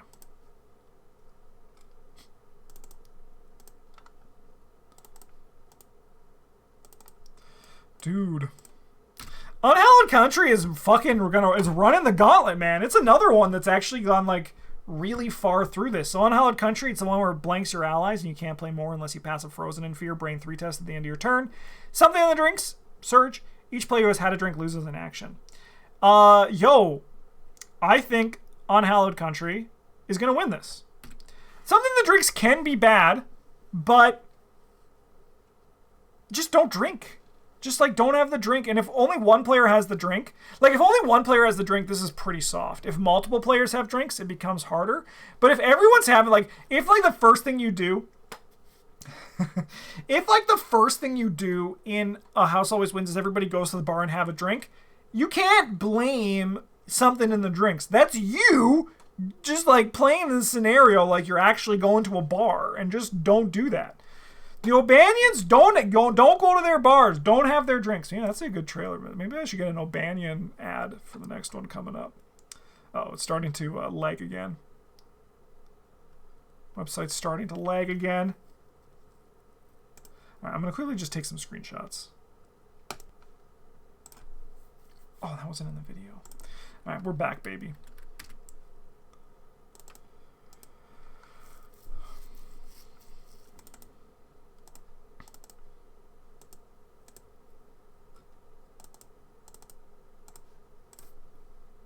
Fatality. Hey, the Bunnyfish, RT Bunnyfish, thanks so much for the Twitch Prime subscription. Welcome to the Golden Table. It's a pleasure to have you. Goro, why are you so high, brother? Let's move it down there and see what it's like next time. But thank you, D Bunnyfish. Welcome to the Golden Table. It's a pleasure to have you. This matchup is sponsored, is dedicated to you. We have Claws of Steam. Test Brain 3. If you fail, take 2 damage. You cannot move from this location this round. Damage from this effect must be assigned to your assets first if able. And then the creature's tracks. You must either take 2 horror or spawn a set-aside Brood of Yog-Sothoth. Yo, these cards ain't fucking around. But I think this one is the card that will kill you in multiple ways. I think Claws of Steam wins this one. Because Claws of Steam, that's like a... That's a card. Yeah, Claws just, yeah, it's just continuing to claw its way forward. We got to get you on our social media team for the bracket battles. And in this match, Claws clawed its way forward. All right. Going back to the losers bracket, we're going to see some eliminations here. And I want you guys to guess which one is going to be eliminated on this battle. We have Stalked in the Dark. If Hunting Horror is in play, it readies, engages you, and attacks each investigator location. Otherwise, it gains Surge. And then we have Ephemeral Exhibits. Test Book 3. If you fail, lose 1 action for each point you failed by. Another battle here in Miskatonic, which I actually really like in the Miskatonic Museum, because it allows you, it allows you to actually like put these against each other reasonably, right? You don't need to like do a thought experiment because they're exactly in the same scenario. And this one is pretty damned easy. Stalked in the Dark is going to walk away the winner here. Sorry, Ephemeral Exhibits. You had a good run, but you're done. Claws of Steam is Mythos' version of Sweeping Kick? Holy shit, it is. It fucking is. That's incredible.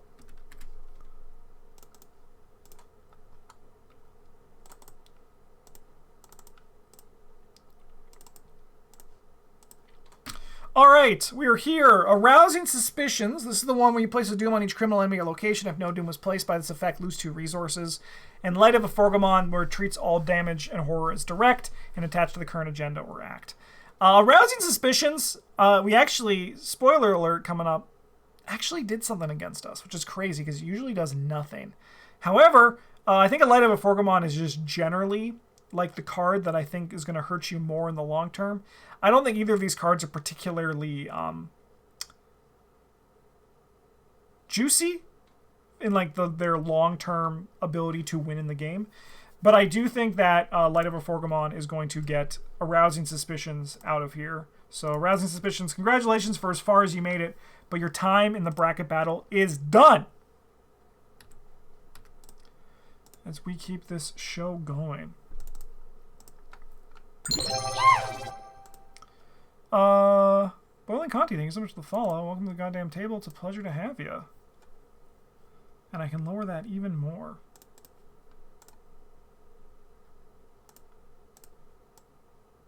Let's go there. Okay.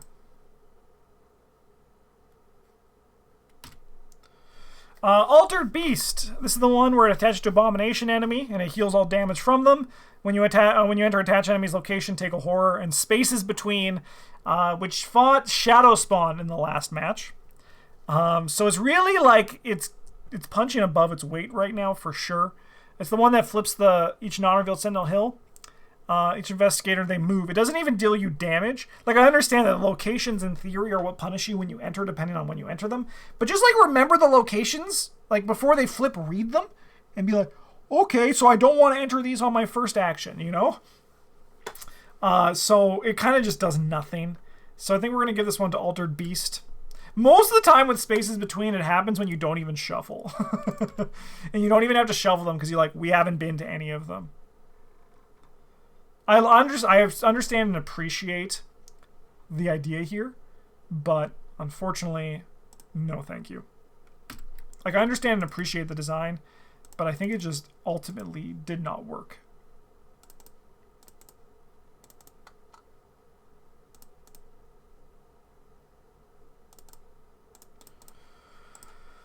All right. We have Kidnapped. This is the one. This is like one of the top ones that unfortunately had to go up against Beyond the Veil. But Kidnapped is here going up against Terrors from Beyond. This is the one that you have to choose an asset, event, or skill, and then each player must discard each card in his or her hand that is the chosen card type. If it's not the first, you must draw 2. So you must choose 2, sorry. I think Kidnapped is scarier. I have resolved many Terror from Beyonds. And, like, it's certainly done stuff. It's certainly affected my game, but it doesn't bring the same fear and dread of potentially losing an ally from your deck forever, right? Like, Terror from Beyond, it hurts you right now. Kidnapped hurts you from net right now, but can also potentially hurt you in the future. Albeit with that all said, I do think that Kidnapped has a little bit of a fun factor that I actually want it to kill more people and maybe kill a unique ally.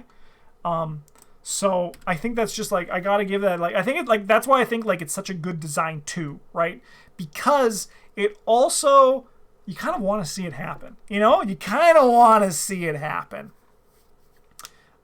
Yeah, nice job. I mean, respect to you, Terror from Beyond. I think you are spooky, but I think Kidnapped is just spookier. All right.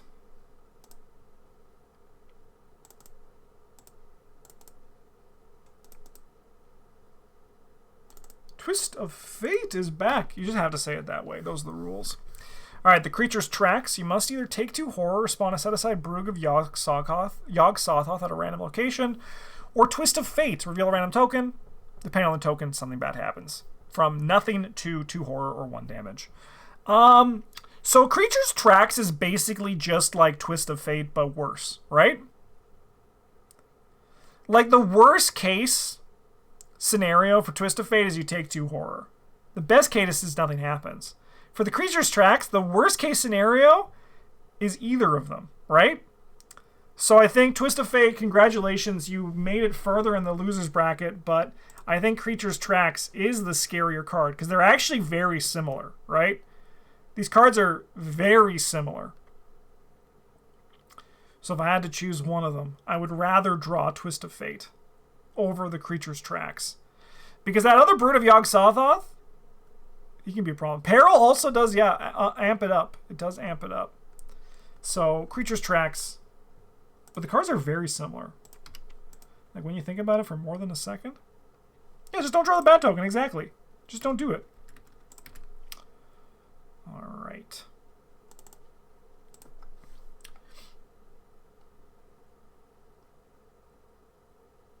Oh, because I was like, what the? We just had this one. No, that's because it came down from the top bracket. It was a recent match in the top. Alright. We have something in the drinks. Each player who has had a drink loses an action. We actually just recently talked about this one versus Unhallowed Country versus Eager for Death, which is a very scary encounter card. I'm actually always scared when I draw Eager for Death. So it's the Test Brain 2, increases test difficulty by 1 for each damage on you, with no cap, by the way. This can go all the way up to, like, commonly 4 or 5, and if you fail, take 2 horror. Versus a card that you can, like, easily play around. So Eager for Death is going to be our winner here today. Congratulations. What beat Eager for Death in the first one? I have to find Eager for Death. It was Broken Rails. Yeah, that makes sense.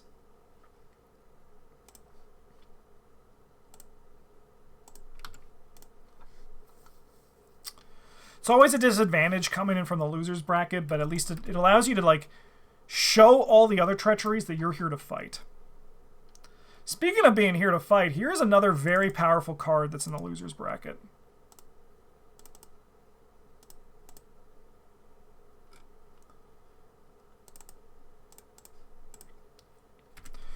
We have Psychopomp's Song. This is the Surge in Peril. Add it to any investigator's threat area. When they would take 1 or more damage, they take 2 additional damage versus Vortex of Time.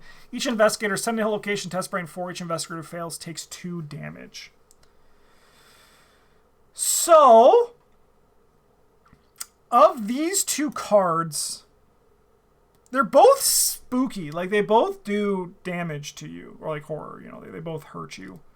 But I do think that of the 2, Psychopomp's Song can put you in a worse scenario more commonly. I think, anyway. That's what my gut's telling me.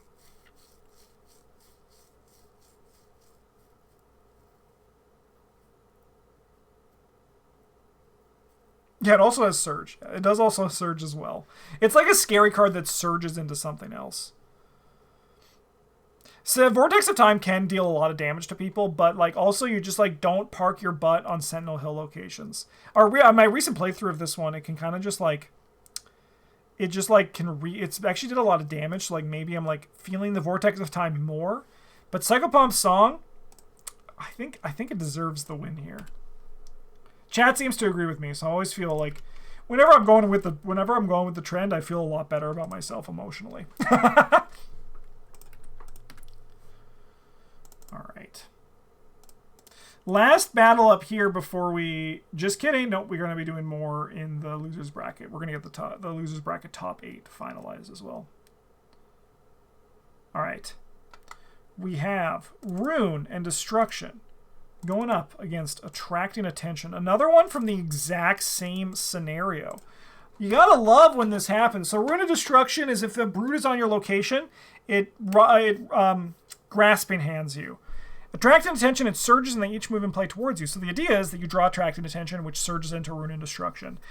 Of these 2, most commonly, I would rather draw Ruin and Destruction. Attracting Attention can really throw you for a loop, so I think Attracting Attention is going to get the win here.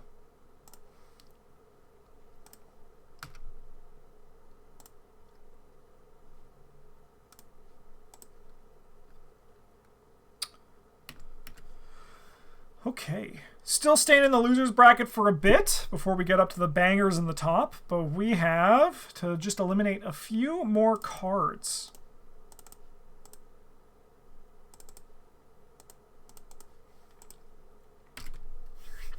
We got Stalked in the Dark. So this is the one, if the hunting horror is in play, it's going to move to you, engages you, and attacks each investigator location. That's spicy. Also kind of spiky from the game. And then we have Light of a Forgamon, which is the one that treats as damages and horrors direct and attaches to the act or agenda. I think Light of a Forgamon is scary, but I think Stalked in the Dark can do a lot of things that are really bad. It can move the hunting horror to a location you don't want him to. Like, say, for example, your plan for getting him out of the restricted exhibit was to, like, evade him, or, like, evade him, and then move back, and suddenly he's back in there being like, scraw, you know? And he also damages everybody. I think Light of a Forgamon does deserve some respect because it can put you in a situation where suddenly you are running out of steam, but I do think that Stalked is going to be my winner here. And let me just put the thing on there to show you. Okay.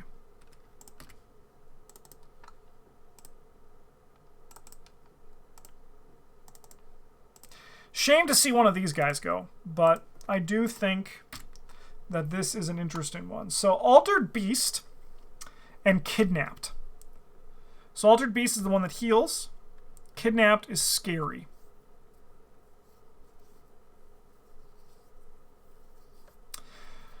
So Altered Beast, when it hits a brood, you're like, this brood is now bad news bears, right? And there's 2 of them, I think. There's 2 of Altered Beasts in the set. Holy cow, if that's true. Yeah, it's a 5 of 6, so it's got to be. That's a tough encounter card, man. Kidnap is also really scary.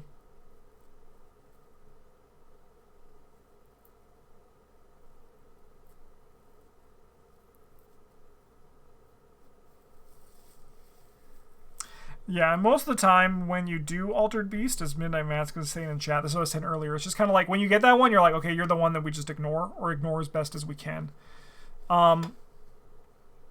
It does scare me, though. I hate to remove one of these, because they are both scary cards. I think I'm scared, well, I think I'm most scared of Kidnap, though, because I think, like, when I see both of these cards, like, Kidnap makes me go, oh god, I'm in danger. You know? Like, I'm in danger when I see Kidnapped. So I think I'm going to give this one to our good friend Kidnap. Congratulations. Altered Beast, great run, but unfortunately, your time in the bracket battle, it's done today. My apologies, but, you know, be scarier. Have Surge. Next time, have Surge. Alright, that if you want to win, that's what you got to do.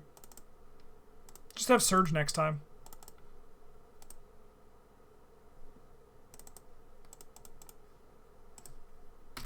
Alright, the Creature's Tracks. This is Peril, where you either take 2 horror and or spawn a set-aside Brood of Yog-Sothoth.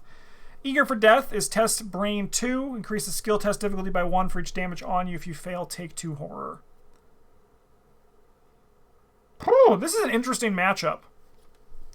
I'm really scared of Eager for Death. What did Eager for Death lose to come down here to?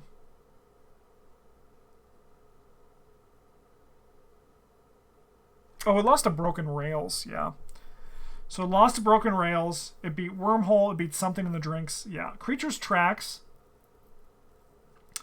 It lost to Claws of Steam. And then it beat Twist of Fate.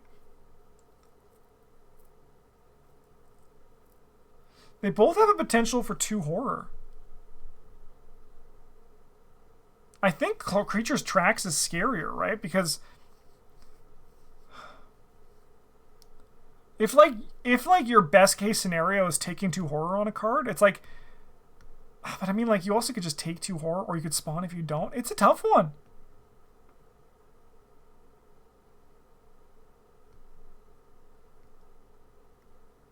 I think I'm going to give it to Eager for Death. Mostly on the nature that while you can pass the test, the tokens can be bad. And also, you might just be able to just, like, spawn the Brood if you want to, right? Like, very rarely do you want to, but there are times when I've wanted to. I think I'm going to give it to Eager for Death just slightly. But that also, once again, might just be my bias coming through because I think the art is cute.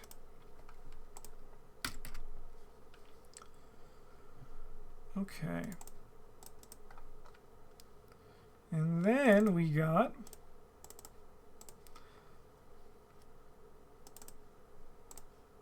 a card that I feel like we've seen many times because it's been through many matches. We have Psychopomp Song, and the card we've seen a lot, Attracting Attention.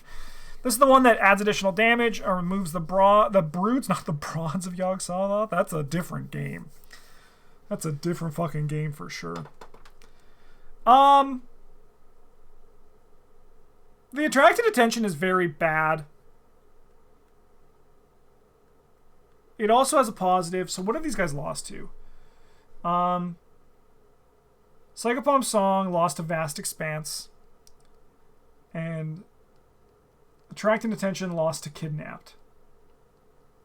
Attracting Attention has beat Curse Luck, has beat Ruin and Destruction. They both have Surge.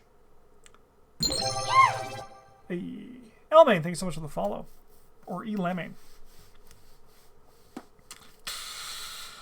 Yo, it's a tough one. It's a tough one. I think both cards make me scared. Psychopomp's Song changes the math of everything completely. Brood of Yogg-Sothoth can potentially just kill you.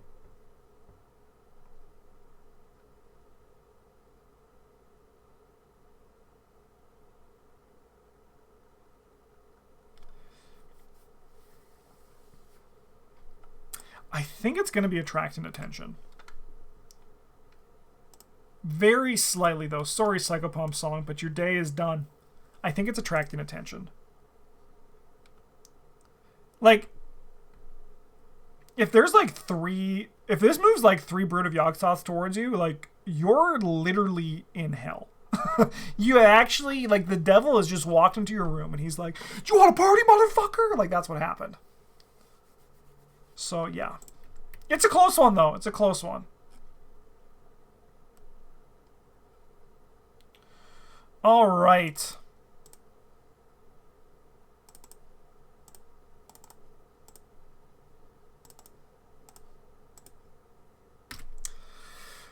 Back to the winner's bracket. The top 8 in the winner's bracket here. We have Beyond the Veil. This is the Surge, and if your deck is ever empty, take 10 damage, loser.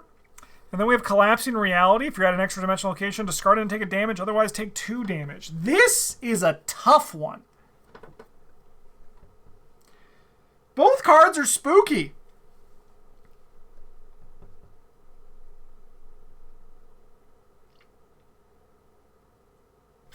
I think I know what I'm going to do, though. And I think I'm going to be giving this to Collapsing Reality. Because there's a lot of ways that you can play around Beyond the Veil. Collapsing Reality, you just basically have Mythos cancels and just like sit at the dumb interdimensional locations. But Collapsing Reality has actively caused me to lose so much progress, and I don't remember actually anyone dying to Beyond the Veil. So I'm going to be giving this one to Collapsing Reality. I've never seen, like, I don't think I've ever seen anyone die to Beyond the Veil. I don't remember it. I've seen a lot of people, like, play around Beyond the Veil, but, like, Collapsing Reality has actually caused me to, like, lose. It's caused me to lose. And that's scarier than Beyond the Veil.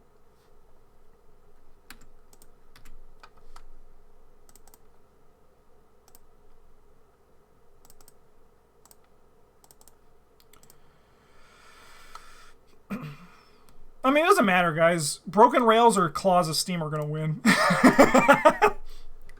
Alright, we got Broken Rails. Each investigated location loses an action. Each investigated location with 4 or more damage must also discard an asset they control.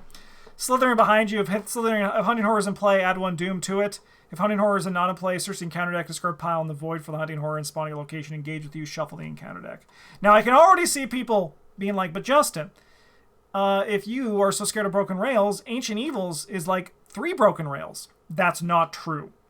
Because a 3-action turn is a lot more powerful than a 2-action turn. And that's just like math. That's just math. Also, like, if someone gets sucked off the train, they're gone forever. And don't even want to talk about how many actions that loses you. But like the broken rails, I mean, like, once again, this is kind of like burying the lead a bit, because Ancient Evils is at its worst. I think we can all agree in Essex County Express. Like, that's where Ancient Evils is actually, like, dare we say, not misplaced, because it does a really good job at, like, stressing you out for the scenario. But it is, like, at the point where it's at its most dangerous, which I love. Because, like, otherwise, like, Ancient Evils doesn't bother me that much. But in Essex County Express, hell yeah, it's a scary card. You actually actively want to, like, avoid it as much as you can. But Broken Rails, I think Claws of Steam is probably worse, but Broken Rails gives everyone at your location a 2-action turn. And a 2-action turn is tough. Slithering behind you does hurt you a lot. Like, it can put you back at the wrong time. And he's wearing a Donald Trump tie, which I hate. But I think we're going to be giving this to Broken Rails.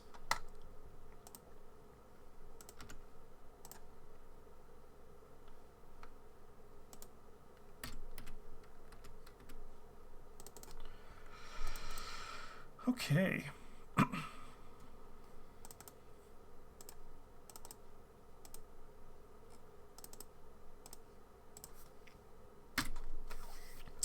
Oh, Push Into the Beyond, your Dark Horse run has been going so good. Will you be able to beat Vast Expanse is the question. So Push Into Beyond shovels a non-story asset you control into your deck. Say goodbye to Magnifying Glass, for example. Or Dr. Milan if things are going bad. That is Dr. Milan in the art, by the way. Well, if there are no extra dimensional locations to play, it gains Search for Vast Expanse, and it's a Rotting Remains that can go up to 5.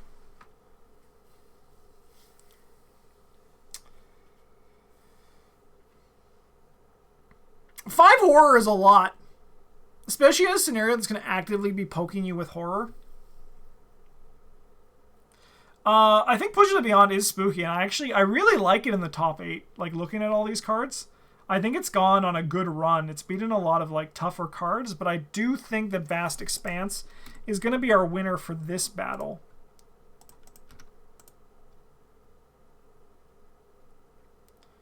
But Pushing the Beyond is another shot.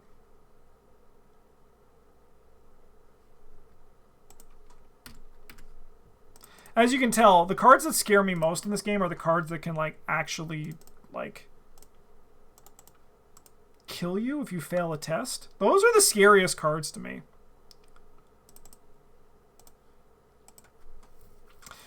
Because, like, while a card that can just deal you damage sucks, and, like, it's spending those resources, you're probably, like, if you spend the resources on the test and you also fail, it's like you're also down resources doing what's up. I mean, like, everyone views treacheries differently, but I do think that our top 4 are, like, tough cards. Unhallowed Country, this is the one that blanks your allies and you can't play more. And then Claws of Steam, test Brain 3. If you fail, take 2 damage. You cannot move from this location this round. Damage from this effect, you must be assigned to your assets first if able. Claws of Steam is the card that you draw and you say, if I fail this, I die sometimes. Like, not even because of the damage, right? Like, not even because of the damage. But just because a poorly timed Claws of Steam can put you back so much tempo and could potentially even just kill you in Essex. Unhallowed Country, you've had a great run, but I do think it's time for you to go sit in the loser's bracket as we have Claws of Steam come up and do its thing. All right. Why don't we take another look at our bracket? Our top 4 on the winner's bracket: Collapsing Reality, Broken Rails, Vast Expanse, Claws of Steam. All very spooky cards. Down here, our top 8 in our loser's bracket, which have another shot of making it up to the final. The winners, though, they're actually going to be in the finals. Pushing Beyond, well, I mean, we're going to dive in and do them, but this is how we're looking at. Top 4, though, I think a very impressive top 4. But let's see who becomes our top 4 on our loser's bracket. Oh, yeah, it's good. Yeah, let's everyone hydrate. Everyone drink some water. Let's go. I've been talking for like 2 hours. Time to drink. Man. I'm going to have to do this with enemies, too. Aren't I? That's a lot of videos. I love it.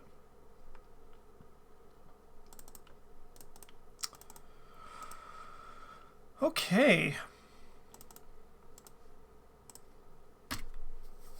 We got Push Into the Beyond. It's back, baby. Choose and shuffle a non-story asset control into your deck and discard the top 3 cards of your deck. If a copy of that asset is discarded, take 2 horror. And Stalked in the Dark, the hunting horror moves to your location and readies and attacks each investigator at your location.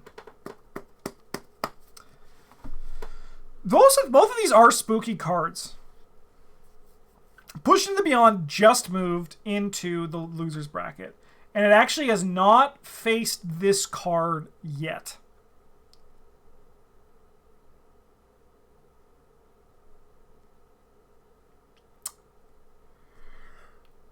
I think Push and Beyond is a very good card because it scales so well with the game, right? Like, early on, you don't have a lot of assets, so you don't want to lose any. Later on, you don't have a lot of decks, so you're more likely taking the horror. And so I'm going to give it that. Honestly, I think it scales really well depending on the time of the game. I think Push and Beyond, I mean, it was in the winner's bracket for a long time, and I think it deserves to keep winning down here. So good job, Pushing the Beyond. You made it. All right. Another chat favorite. Actually, 2 chat favorites going up against each other here. And it's going to be sad to see one of these guys go, but I already know which one it's going to be. Unhallowed Country. This is the one that blanks your allies. And then we have Kidnapped, which is the one that kills your allies. The horror hits multiple people. It can hit multiple people. It can, yes. But I think generally, no. I think generally it's not going to hit multiple people because there's no reason. For me, there's very few reason apart from the last location to have people on the same locations in Miskatonic Museum. And I think generally it's just going to deal you 1-1 most commonly. Sure, it's going to eat an action to evade the guy, but that's like the scenario. I think Pushing the Beyond generally is going to be more annoying if I had to choose one to draw. Kidnap wins this one. Good job, Kidnap. As Arkham Librarian in chat says, killing is worse than blanking. I agree, because they can still soak for you. They can still soak for you.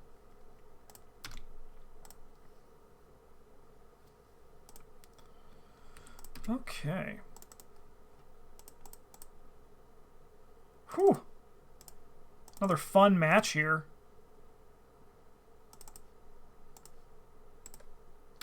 We have Beyond the Veil. Everyone knows it. Everyone loves it. And we have Eager for Death. All right, so where have they been here? So Beyond the Veil beat Cursed Luck. It beat Kidnapped. It lost to Collapsing Reality, and this is its first time down here. Eager for Death. Man, it's so much harder to find it in a 35-card thing. Eager for Death lost to Broken Rails and has been in the loser's bracket ever since. Oh, I can just highlight it and it shows it. That's kind of sick.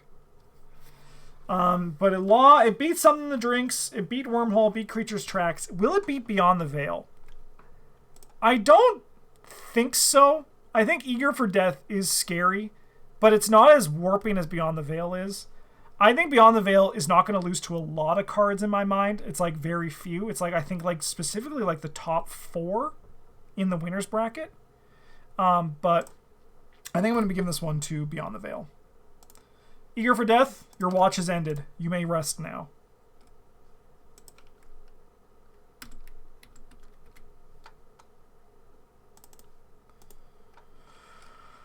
All right.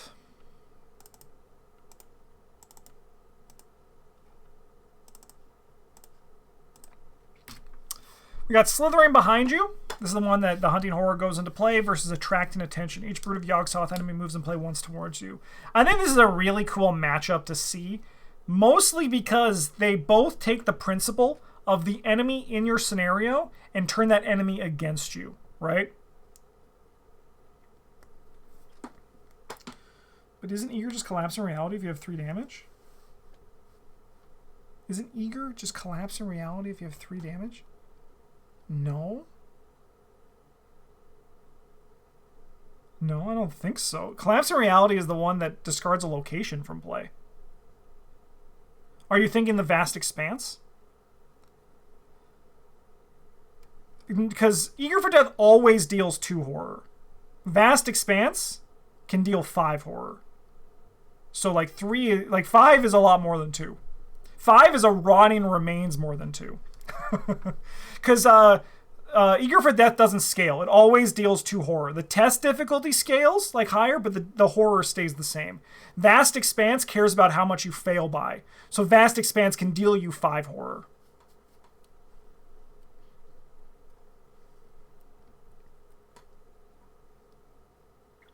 All right. I think this one's actually pretty easy. What's scarier, the Hunting Horror or the Brood of Yog-Sothoths? And I think everyone knows the answer to that question. And it's the Brood of Yog-Sothoths. So I think Attracting Attention is going to win here. Just like, which scenario enemy mechanic is the scarier one? And I think it's, for me personally, it's the Brood. Okay.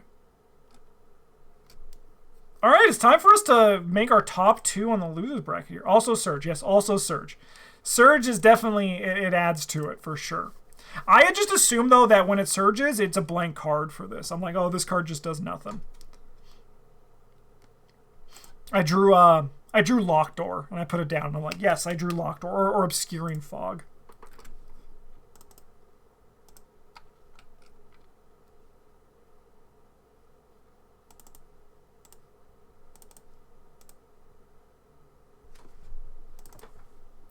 All right.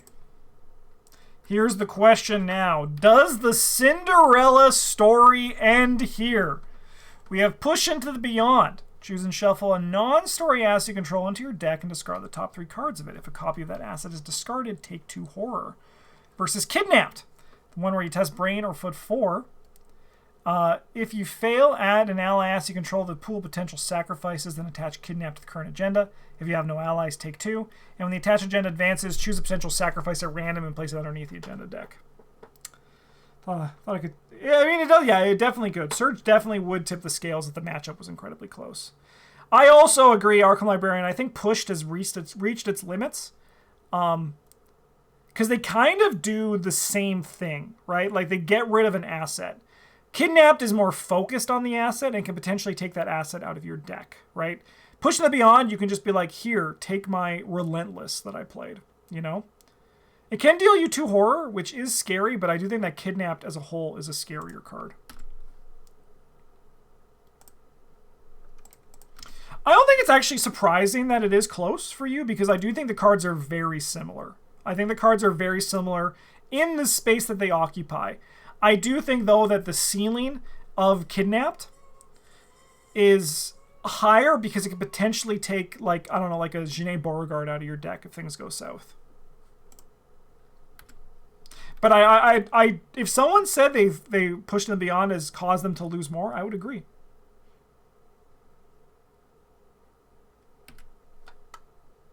Taking to horror, meaning you have 2 relentless. I mean, you can still mill the same Relentless, but I do agree you're less likely. You're less likely to. All right. Attracting Attention, I think you've done very well here, but I think your time is also over. We have Attracting Attention and Beyond the Veil. Attracting Attention can do bad, and it's made it very far throughout this entire thing. It's literally, I think, in our top 8 at this point. So that means, like, congratulations, Attracting. Maybe only top 4 is going to make it through. I think Attracting Attention is a scary card, but there's the joke that Undimensioned and Unseen is at its best when you just resign on your first turn. And I don't think it's because of the Attracting Attention that's doing this, but rather just like all of the cards, all of the broods, and just the mechanics in them. I think I'm going to give this one to Beyond the Veil here. But I do think that Attracting Attention does hit very hard, and it's closer than I would initially have thought when I started making this video. That's my favorite thing about these bracket battles. I've only done 2 of them, but my favorite thing is that I'm like, oh, Beyond the Veil is going to win, because it's the one I remember. But when you see all the cards and you put them head to head like this, you're like, holy crap. Like, these are, like, it's like, this is an interesting matchup. All right, back up to our winners bracket as we figure out who our top 2 in the winners bracket are going to be.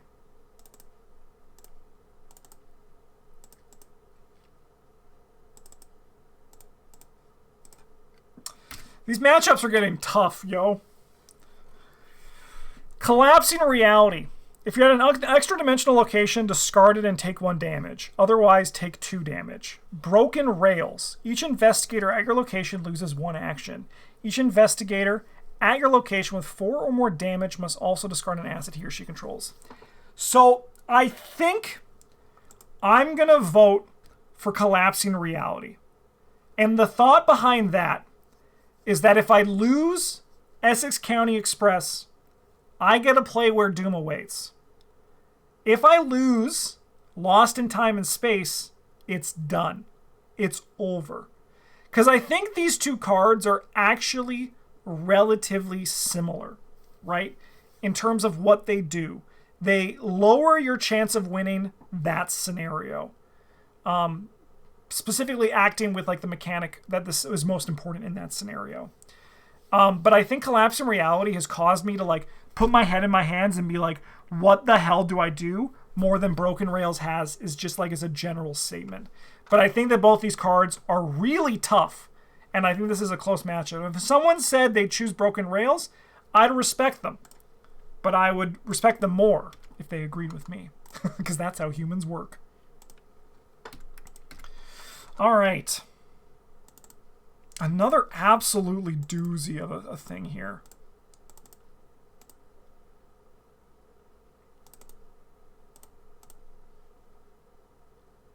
One action for a team is less setback than losing a location. If that location is your only connection to where you need to get out, 100%. Yes.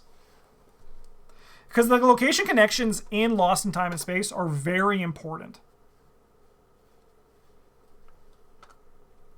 It also sends you back to the beginning where there might be little Yithians waiting for you. I think that Collapsing Reality is going to win this whole thing, 100%. I think Collapsing Reality is the scariest card here, for sure. All right, Vast Expanse. If there are no extra dimensional locations in play, this gains Surge. Otherwise, Test Brain X, Rex's number of extra dimensional locations in play. For each point you fail by, take a horror. This can go up to 5. Claws of Steam, Test Brain 3. If you fail, take 2 damage. You cannot move from this location this round. Damage with this effect must be assigned to your assets first if able. Interesting. Like, this is a very interesting matchup. I think most commonly Vast Expanse is going to sit at a 3. But it can go to a 5. Oh, hey, buddy. I love the whole point of... come on up, Russ. You done your nap and now you want attention? Is the Claws of Steam is the sweeping kick from the game.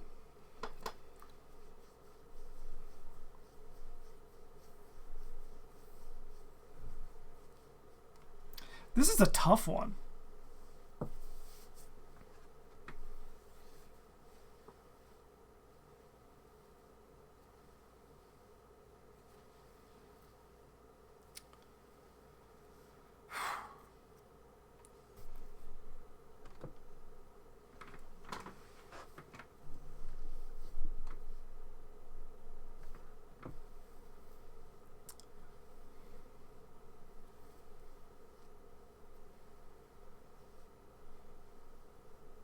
I think...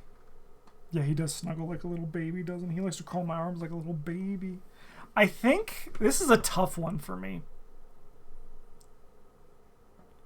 I will say neither of these cards scare me more than Collapsing Reality. So at this point now, we can pretty much confirm that Collapsing Reality is going to win this whole thing.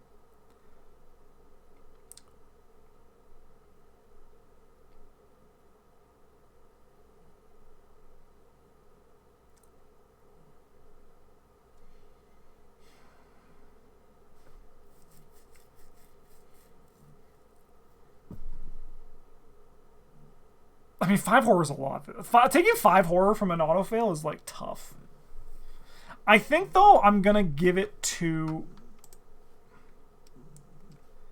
I think I'm going to give this one to Claws. I think I still just respect Claws a lot, and I have more memories of Claws ruining things for me than Vast Expanse. So I'm going to give Claus the top 2 in the winner's bracket. Good job, Claus of Steam. You honestly, I think you do deserve it. You're an incredible card. And Vast Expanse, you're no slouch. It's a tough one. I mean, once again, people are in chat are saying Vast Expanse, and I'm like, amen, brothers. Or sisters. But for me, it's very close. Oh, you got an itchy ear? Here, let me get you.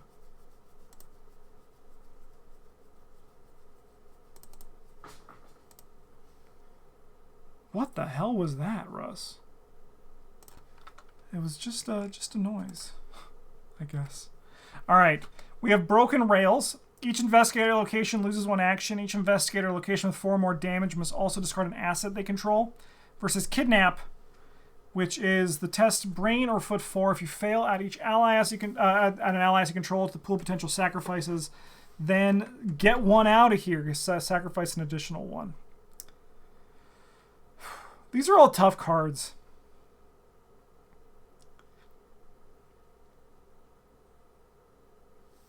We're starting to see, like, so Kidnapped. What did Kidnapped lose to? Kidnapped lost to Beyond the Veil. And Broken Rails has been killing the top bracket, losing only to Collapsing Reality, which makes sense.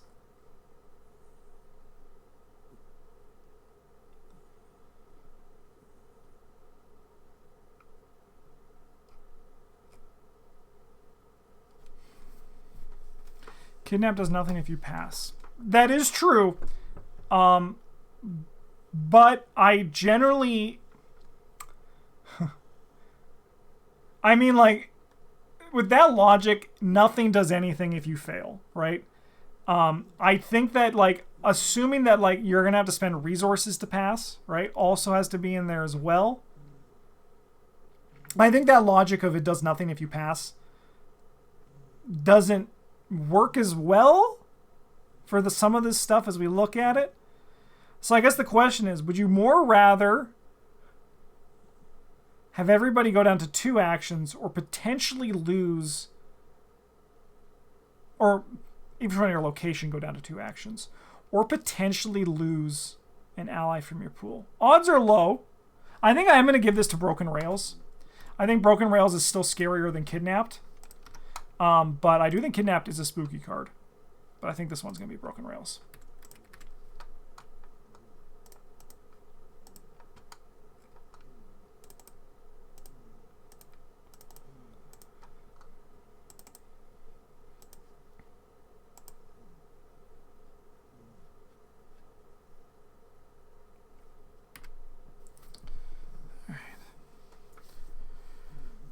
Fat, would you spend more resources to pass a difficulty 4 test than lose in a team action and potentially discard asset?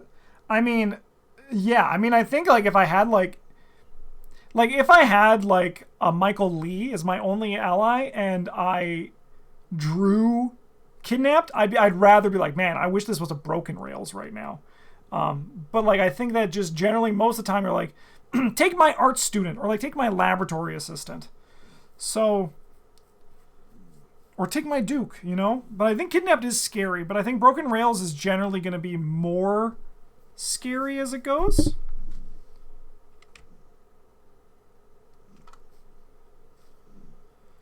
But we have Vast Expanse and Beyond the Veil.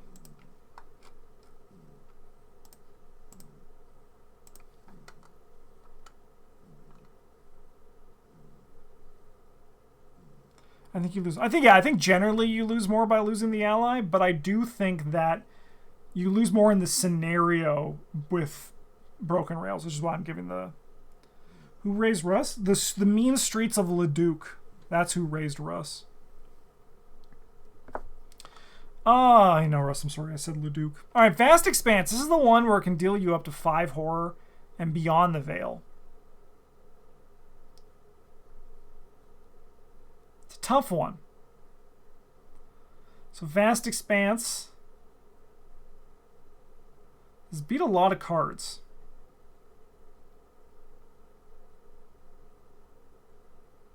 Will it beat Beyond the Veil? I think so. I think it will. I'm going to spend a bit more time thinking about it in my head. But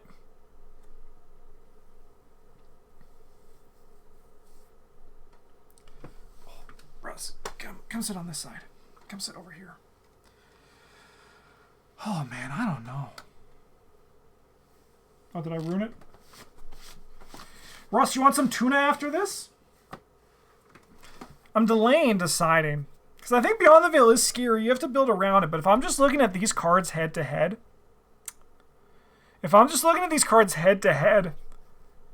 I think I'd rather just like in a vacuum draw Vast Expanse. And that's what the bracket battle is, right? It's like choosing in a vacuum with these cards.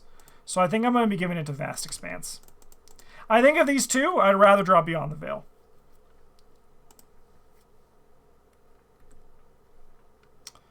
Okay. And now we go to see who the winner of our losers bracket is.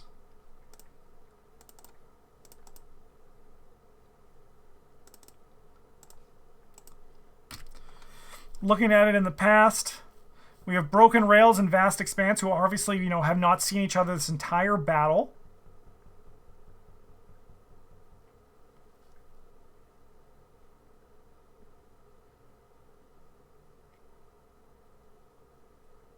Funnily enough, this is very similar to Kidnap, but I think that the ceiling on Vast Expanse is a bit higher.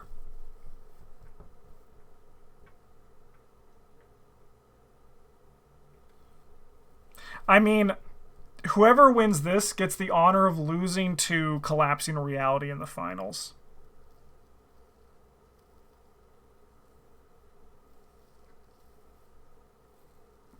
Actually, not true. They might lose to Claws of Steam. Claws of Steam might also win the losers bracket.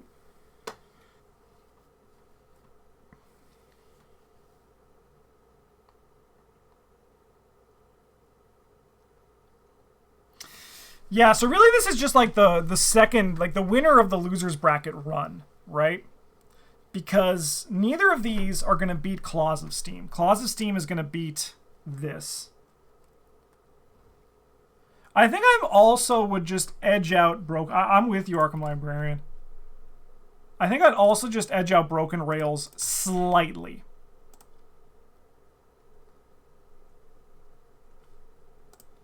Vast Expanse, great run. But your watch has ended. Alright, and now we go over here, but this should be no surprise. This is a match that I've kind of been talking for a while. Collapsing Reality, if you're at an extra-dimensional location, discard it and take 1 damage, otherwise take 2 damage. Claws of Steam. Test Brain 3, if you fail, take 2 damage. You cannot move from this location this round. Damage from this effect must be assigned to your assets first, if able. And this one is going to be Collapsing Reality. I can't actually now, like, looking at all the cards here, it is the card that scares me the most in Dunwich.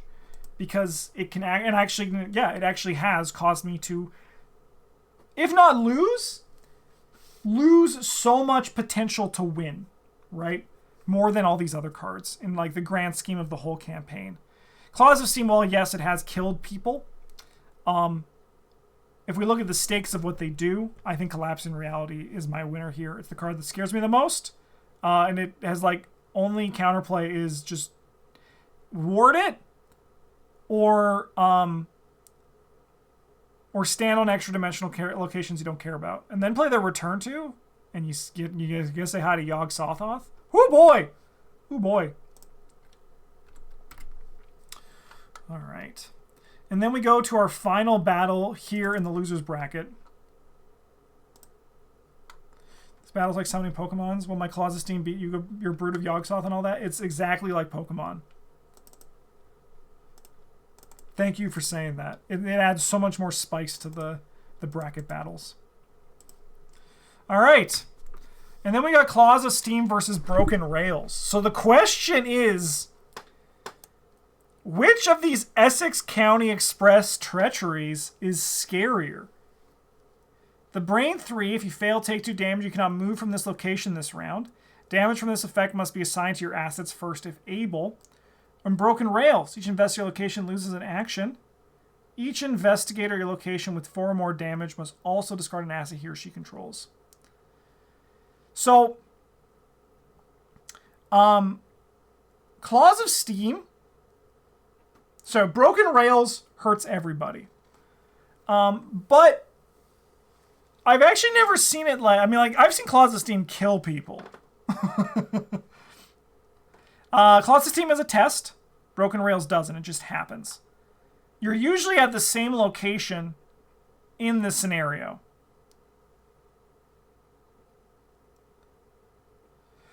Crazy that these two never found each other in the bracket, right? What if you pull 2 Rails and 1 Mythos? That's not what we're asking here. We're asking Claws of Steam versus Broken Rails.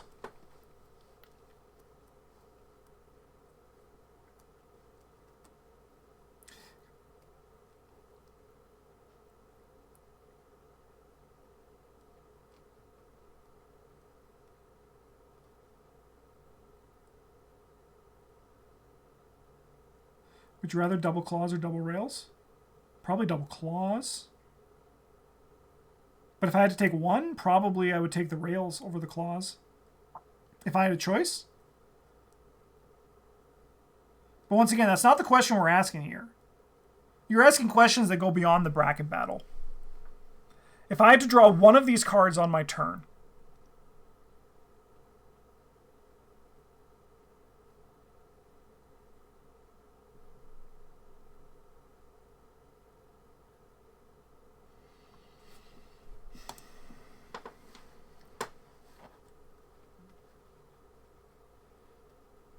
I think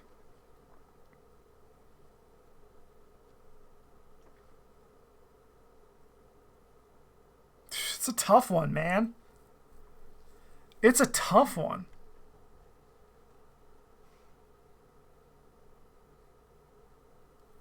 It gets so messy too because Essex has so many like different factors that change what point of you is getting pressured.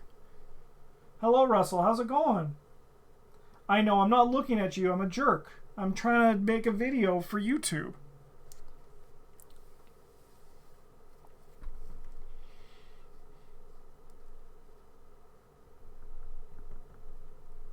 Because it really depends on when it hits as well, right?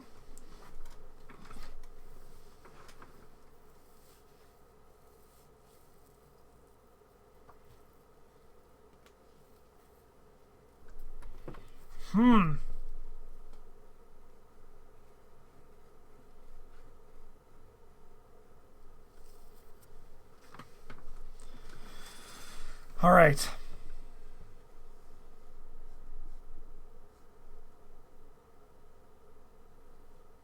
I think if I'm looking at this in a vacuum, I'm going to give the win to Broken Rails. I've thought of it all, and it just is what feels right to me. The reason for this is that it really comes down to the fact that there's a test. The test list is really what changes it, right? You can have, there's counterplay for Claws of Steam. There is like advanced counterplay for Broken Rails. Excuse me, Russ, you don't get to play with that. There is counterplay for Broken Rails, right? Separate as much as you can. Play the scenario well, essentially, is like what it comes down to. But I think on its own, I do think that while Broken Rails is less likely to kill an investigator... Russ, come on, man. Oh. While Broken Rails is less likely to kill an investigator, it's more likely to kill more investigators, if that makes sense. And it's like even then, like, it's less likely, it's more likely to kill more investigators, even if the chance of like Broken Rail, like Claws of Steam killing an investigator is probably here. Broken Rails killing an investigator is here. Broken Rails killing multiple investigators is like here. Claws of Steam killing multiple investigators is like down there. These were all the things that were like clicking through my head as I was trying to figure this one out here. But I do think that Broken Rails is going to be our winner here. Unfortunately for Broken Rails, bad news, brother, bad news. We've already seen this matchup. We have actually seen this matchup, and we know what happens. And that is, my friends, Collapsing Reality is the scariest card for me in the Dunwich Legacy. Good job, Collapsing Reality. You win!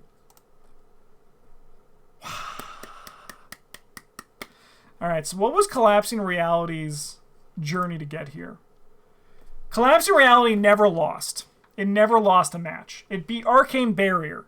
It beat Altered Beast. It beat Beyond the Veil. It beat Broken Rails. It beat Claws of Steam. It beat Broken Rails again. And I think this is like... Because if we all talk about... If we look at it like this, if we look at it from the pure action economy standpoint, right? Collapsing Reality takes away one action baseline. It takes away a move. Like, it's going to cost you a move action in the future. If it costs you a link, it's going to cost you more actions as well. It's also dealing horror. It can also affect multiple investigators. It can cause you to lose the only path you had, and suddenly your path to victory is now gone and you need to find another one. It's a spooky card. Last scenario, Treachery won again. As it should. As it should. The last scenario, Treachery should be harder. Like, spoiler alert for the Circle Undone, Azathoth's Coin is going to win. Probably. That is like one of the scariest encounter cards in the game. Collapsing Reality. Where did I put it on my Treachery tier list? I should find that out. I should find that out. See what I thought about it in my Treachery tier list. Yeah, and that's true, because they'll have that advantage by the what Shafes is saying, by the virtue of being later in the campaign, it's scarier to draw. It's true.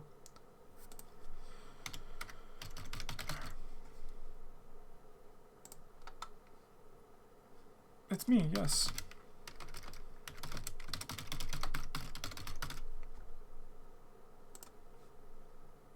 You're gonna want me to click on a button. It's me, of course it's me.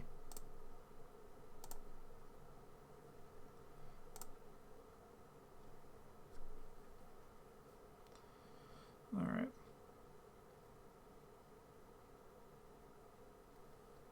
I just want to do this for the video. You're taking for all these security things come up on YouTube?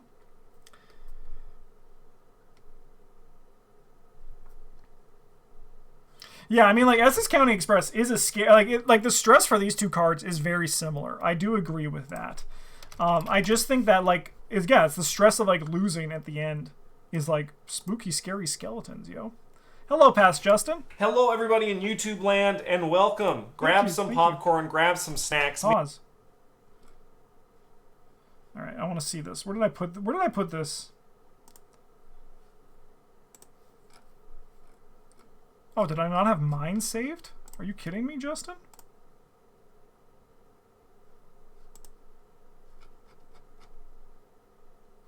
Apparently mine wasn't saved. I guess I have to go into the video itself then. By the way, if you're still watching, thanks for watching. I just want to see where this goes, and at least we can see where this ended up in the Treachery tier list as it goes. Looking back. Alright, scanning through. There's Dunwich. Okay, this is I have... Okay, Collapsing Reality. Where do I put this?